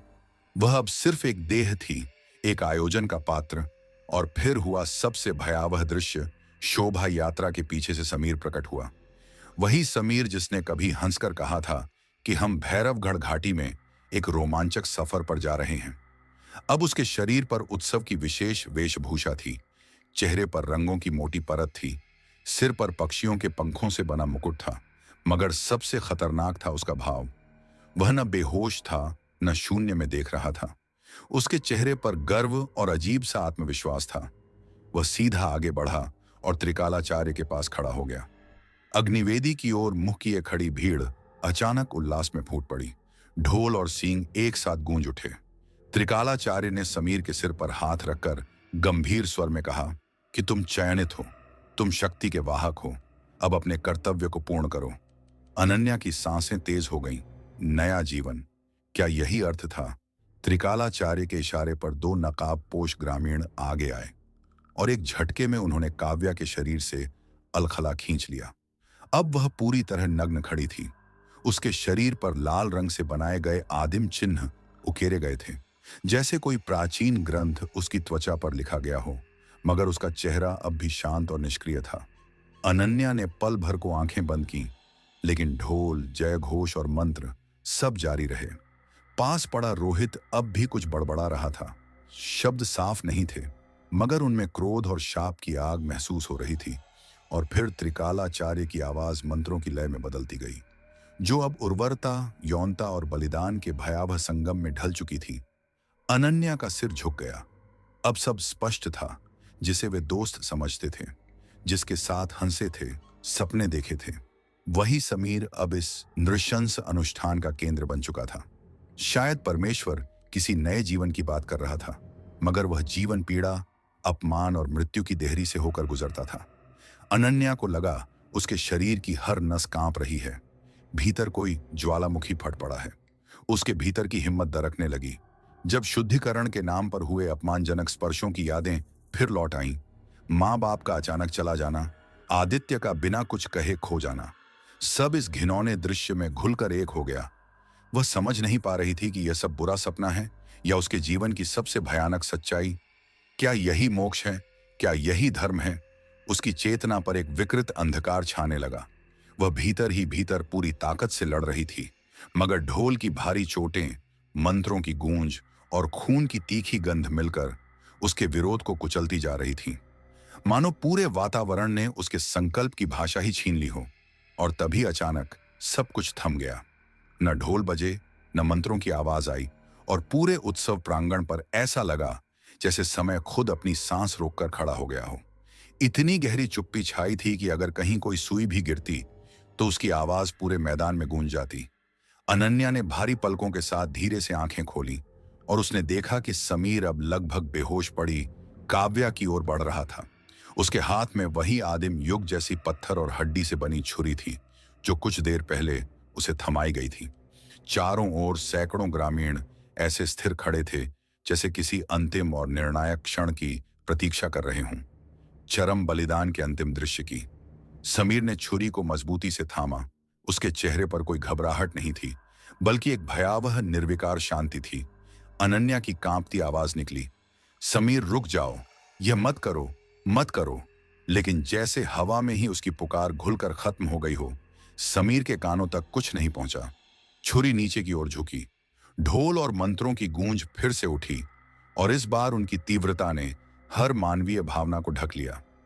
अनन्या की नजर वेदी पर टिक गई, जहां खड़ा था समीर, वहीं जो कभी साहसी यात्राओं का सपना देखने वाला था, अब इस खौफनाक अनुष्ठान का सबसे अहम पात्र बन चुका था। नीचे पड़ी थी काव्या, बर्फ जैसी ठंडी पत्थर की वेदी पर। उसकी आंखें खुली थीं, लेकिन उनमें जीवन की कोई चमक नहीं बची थी। वह एक जीवित गुड़िया जैसी लग रही थी, नशे और भय से शून्य। समीर ने छुरी अपने सीने तक उठाई, एक पल के लिए आंखें मूंदी। तभी त्रिकालाचार्य उसके पास आए और उसके कान में कुछ फुसफुसाए। समीर ने आंखें खोलीं, और अब उन आंखों में कुछ भी जाना पहचाना नहीं था। न पश्चाताप, न मित्रता, न दर्द, बस एक गहरा अंधकार और परमेश्वर के प्रति अंध समर्पण। उसने छुरी फेंकी नहीं। वह आगे बढ़ा काव्या की ओर। जो हुआ वह सिर्फ हिंसा नहीं था, वह मानवता का सबसे काला अध्याय था। सैकड़ों आंखें अपलक देखती रहीं। ढोल और मंत्रों की गूंज के बीच समीर ने अपना अधर्म पूरा किया। काव्या का शरीर अब भी पुतले की तरह वेदी पर पड़ा था, निष्प्राण और फिर भी जीवित। उसका चेहरा शून्य की ओर ताक रहा था, जैसे वह खुद को उस देह से अलग कर चुकी हो। समीर ने उसे परमेश्वर के नाम पर उस आदिम उर्वरता देवता के लिए अर्पित किया जिसे यह गांव पूजता था। सब कुछ प्रकृति के तथाकथित चक्र को पूरा करने के नाम पर किया गया। एक ऐसा चक्र जो सिर्फ अमानवीयता से भरा था। क्या काव्या को दर्द हो रहा था? शायद हां। उसका शरीर कभी कभी हल्का सा कांपता, जैसे भीतर से कोई चीख उठना चाहती हो, मगर कोई आवाज बाहर नहीं आई। ग्रामीण यह दृश्य ऐसे देख रहे थे जैसे खेत में बीज बोने की कोई रस्म चल रही हो। उनकी आंखों में न करुणा थी न अपराध बोध, बस एक कठोर आदिम विश्वास। अनन्या की सांसें तेज हो गईं। उसके पेट में तेज मरोड़ उठा, गले तक उबकाई सी चढ़ आई, लेकिन वह कुछ कर नहीं सकी, कुछ कह नहीं सकी। पास में बंधा रोहित पत्थर की तरह जड़ हो गया था। उसकी आंखें फटी रह गईं, मानो उसकी आत्मा उसी क्षण ठिठक गई हो। कृत्य पूरा होते ही समीर उठ खड़ा हुआ। त्रिकालाचार्य ने आगे बढ़कर उसके हाथ में खोपड़ी से बना प्याला थमाया, जिसमें गाढ़ा गर्म लाल तरल भरा था। समीर ने बिना हिचक एक ही सांस में उसे पी लिया और उसके चेहरे पर एक विचित्र शांति उतर आई। फिर वह वेदी से थोड़ी दूर जलती आग के पास जाकर घुटनों के बल बैठ गया। उसने एक बार रोहित की ओर देखा। उस नजर में न दोस्ती थी न क्षमा, बस एक बाल सुलभ सी मुस्कान थी। शायद वही उसकी मुक्ति थी या उसका अंतिम छल। त्रिकालाचार्य ने छोटा सा संकेत किया। दो नकाबपोश लोग आगे आए। उनके हाथों में लंबी चमकती हड्डी की भालें थीं। बिना मंत्र, बिना दिखावे, एक साथ सटीक और निर्मम ढंग से दोनों भाले समीर के सीने में ढसा दिए गए। उसका शरीर पीछे की ओर गिरा, लेकिन चेहरे पर मुस्कान बनी रही। उसकी लाश आग के पास लुढ़क गई। लपटें उसके कपड़ों और फिर त्वचा को चाटने लगीं। खून बहकर वेदी के नीचे बने सर्प चिन्ह में समा गया, जैसे कोई अंधविश्वास फिर से पूरा हो गया हो। तभी ग्रामीणों का संयम टूट गया। एक कबीलाई खुशी की लहर दौड़ गई। ढोल फिर से तेज हो गए। मंत्र आसमान में गूंज उठे। रोहित सिर झुकाए खड़ा रहा, लेकिन उसकी आत्मा टूट चुकी थी। बलिदान पूरा हो गया था। कहा गया कि परमेश्वर प्रसन्न था। उर्वरता का चक्र पूर्ण हुआ। अब रोहित की आंखों में आग जल उठी। उसके चेहरे पर घृणा, पीड़ा और असहायता एक साथ उभर आई। वह चिल्लाया कि तुम सब जानवर हो, नर्क से निकले कीड़े, इसका अंजाम भुगतोगे। पूरा प्रांगण एक पल को ठिठक गया। त्रिकालाचार्य ने बिना घबराए उसकी ओर देखा।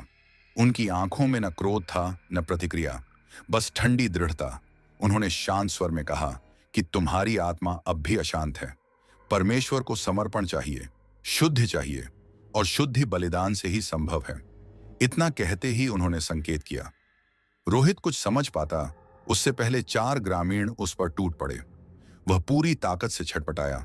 उसने आखिरी बार अनन्या की ओर देखा। आंखों में अधूरी बात और न कह पाने की पीड़ा थी, लेकिन शब्द नहीं निकले। उसे घसीटकर उसी पत्थर की वेदी तक लाया गया जहां कुछ पल पहले समीर गिरा था। अनन्या चाहकर भी आंखें बंद नहीं कर सकी। रोहित को घुटनों के बल बैठा दिया गया। उसकी गर्दन झुकी हुई थी, जैसे किसी घायल पक्षी को दबोच लिया गया हो। वही दो नकाबपोश फिर आगे आए, हाथों में वही हड्डी की भालें। एक पल को लगा वक्त थम गया है। फिर दोनों भाले एक साथ नीचे गिरे। एक घुटी हुई चीख और हड्डी टूटने की भयानक आवाज गूंजी। फिर सन्नाटा। रोहित का शरीर वेदी के पास समीर के शव से टकराकर गिर पड़ा। दर्द और बेबसी का अंतिम मिलन। मगर गांव में शोक नहीं था, जयकार थी। ढोल और मंत्र और तेज हो गए। ग्रामीणों की आंखों में आस्था का उन्माद था, जैसे एक और बलिदान से उनका देवता और प्रसन्न हो गया हो। रोहित, जो कभी अपने विश्वास के लिए लड़ता था, अब एक और कहानी बन चुका था। एक और पत्थर जो परमेश्वर के रास्ते पर बिछ गया। अब बारी थी अनन्या की। चारों ओर की आवाजें जैसे धुंध में डूब गईं। मंत्र, जय घोष, सब कुछ दूर होता गया। बस भीतर तक उतरती कंपन बची। वही परमेश्वर की पुकार। दो ग्रामीण आगे आए और उसके बंधन खोल दिए। अनन्या उठ खड़ी हुई, बिना प्रतिरोध, जैसे किसी अदृश्य शक्ति ने उसे उठा दिया हो। जमीन कांप रही थी, हवा भारी थी, सांस लेना कठिन था। फिर भी उसकी चाल में कोई हिचक नहीं थी। न आंखों में आंसू थे, न होंठ कांपे। त्रिकालाचार्य आगे आए, हाथों में वही रक्त से सने भाले थे। उन्होंने अनन्या की आंखों में झांककर धीमे स्वर में कहा कि तुम अंत नहीं हो, तुम नई शुरुआत हो। तुम्हारे भीतर जीवन का बीज है, सृजन की शक्ति है। परमेश्वर तुम्हारे माध्यम से प्रकट होगा। यह आत्म बलिदान नहीं, स्वीकृति की पूजा है। फिर उन्होंने कहा कि जो पीछे था वह बीत चुका। माता पिता का दुख, आदित्य की विदाई, अपमान और पीड़ा, अब सिर्फ परमेश्वर है और उसका परिवार। तुम बनोगी नई मां। अनन्या की आंखें झुकी रहीं, न सहमति न इनकार, बस लंबा सन्नाटा। उस क्षण वह स्त्री नहीं रही, वह एक प्रतीक बन चुकी थी। वेदी पर समीर का सूखता खून, पास पड़ा रोहित का निष्प्राण शरीर और किनारे लगभग मृत सी पड़ी काव्या। इन सब के बीच उसके भीतर एक पुरानी कंपन उठी, कोई भूली हुई पुकार। और तभी स्मृतियों का दरवाजा टूट गया। उसे याद आया कि वह पहले भी यहां थी। वही जंगल, वही लोग, वही वेदी और वही परमेश्वर। वह इस गांव की प्राचीन पुजारिणी थी, परमेश्वर की प्रथम स्त्री, इस भूमि की जननी। उसी ने कभी यह अनुष्ठान रचा था। तब यह बलिदान नहीं बल्कि सृजन का उत्सव था। जीवन और उर्वरता की पूजा। यादें उसकी रगों में आग बनकर दौड़ने लगी। पिता का चेहरा, मां का स्पर्श, आदित्य की मुस्कान, सब धुंधला पड़ता गया।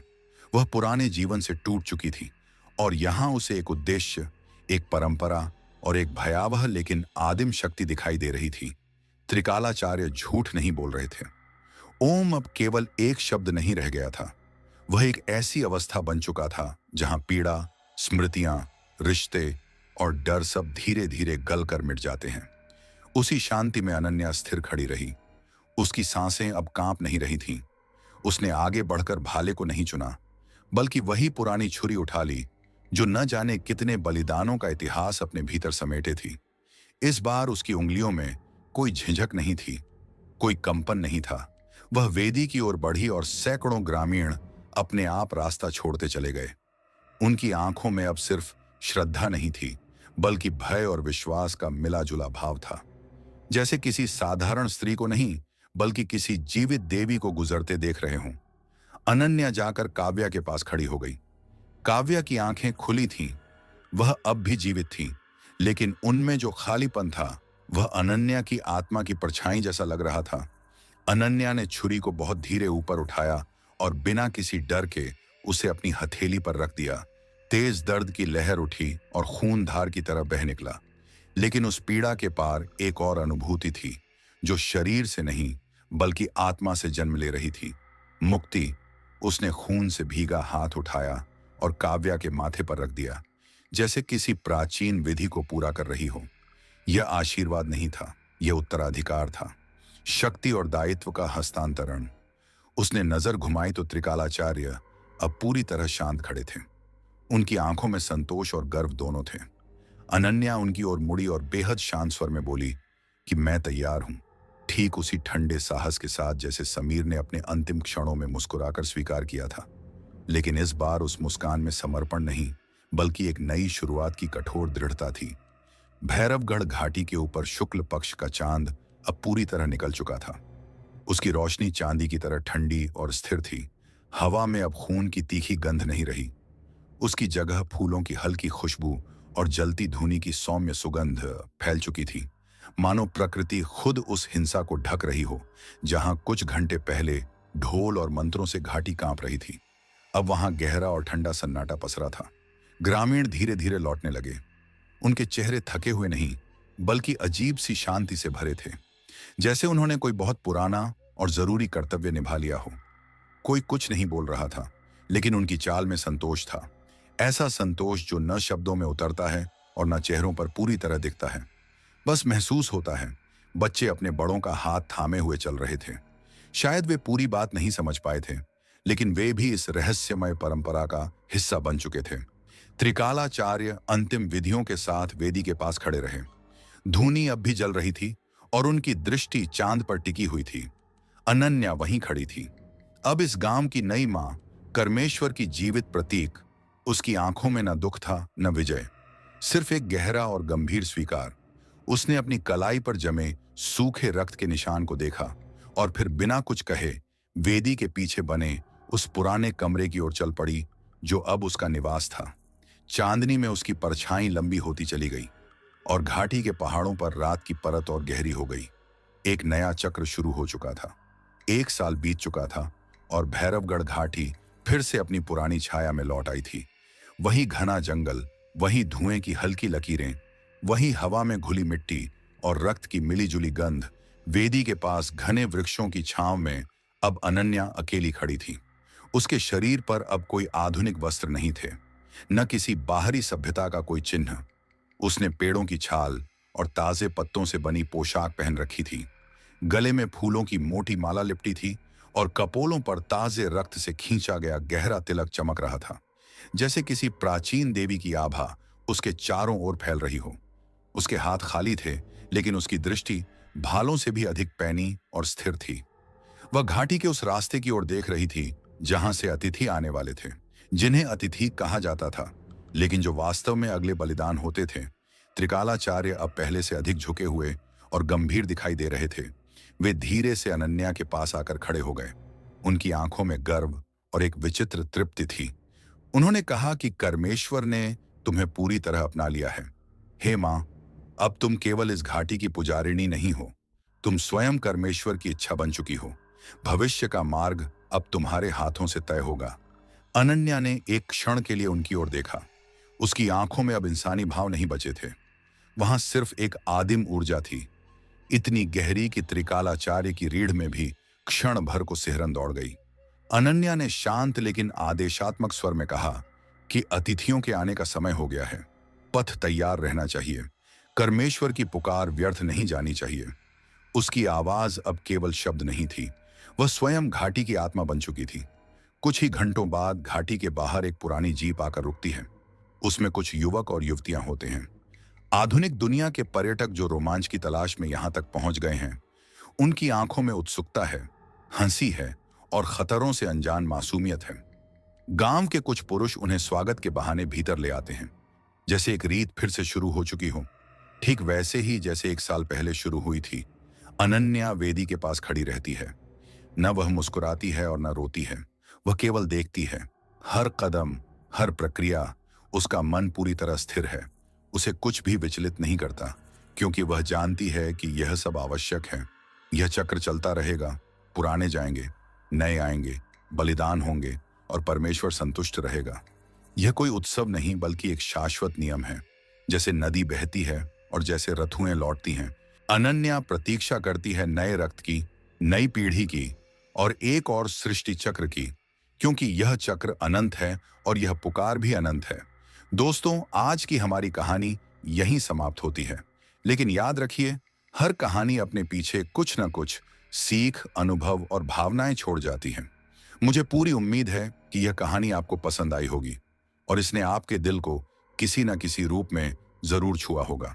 मैं जानता हूं कि बहुत कम लोग कहानी को अंत तक सुनते हैं, लेकिन अगर आप उन खास लोगों में से हैं जिन्होंने इसे पूरा सुना है, तो नीचे कमेंट करके जरूर बताइए कि आपको यह कहानी कैसी लगी। आपकी राय मुझे प्रेरणा देती है और इससे मुझे यह समझने में मदद मिलती है कि मैं अपनी अगली कहानियों को और बेहतर कैसे बना सकता हूं। आपने अपना कीमती समय देकर इस कहानी को सुना, इसके लिए मैं दिल से आपका आभार व्यक्त करता हूं। मैं बहुत जल्द एक और नई, रहस्यमयी और यादगार कहानी लेकर वापस आऊंगा। तब तक अपना और अपने अपनों का ख्याल रखिए, सकारात्मक रहिए और हर दिन को एक नई कहानी की तरह जिए। आपका साथ ही हमारी सबसे बड़ी प्रेरणा है। बहुत बहुत धन्यवाद।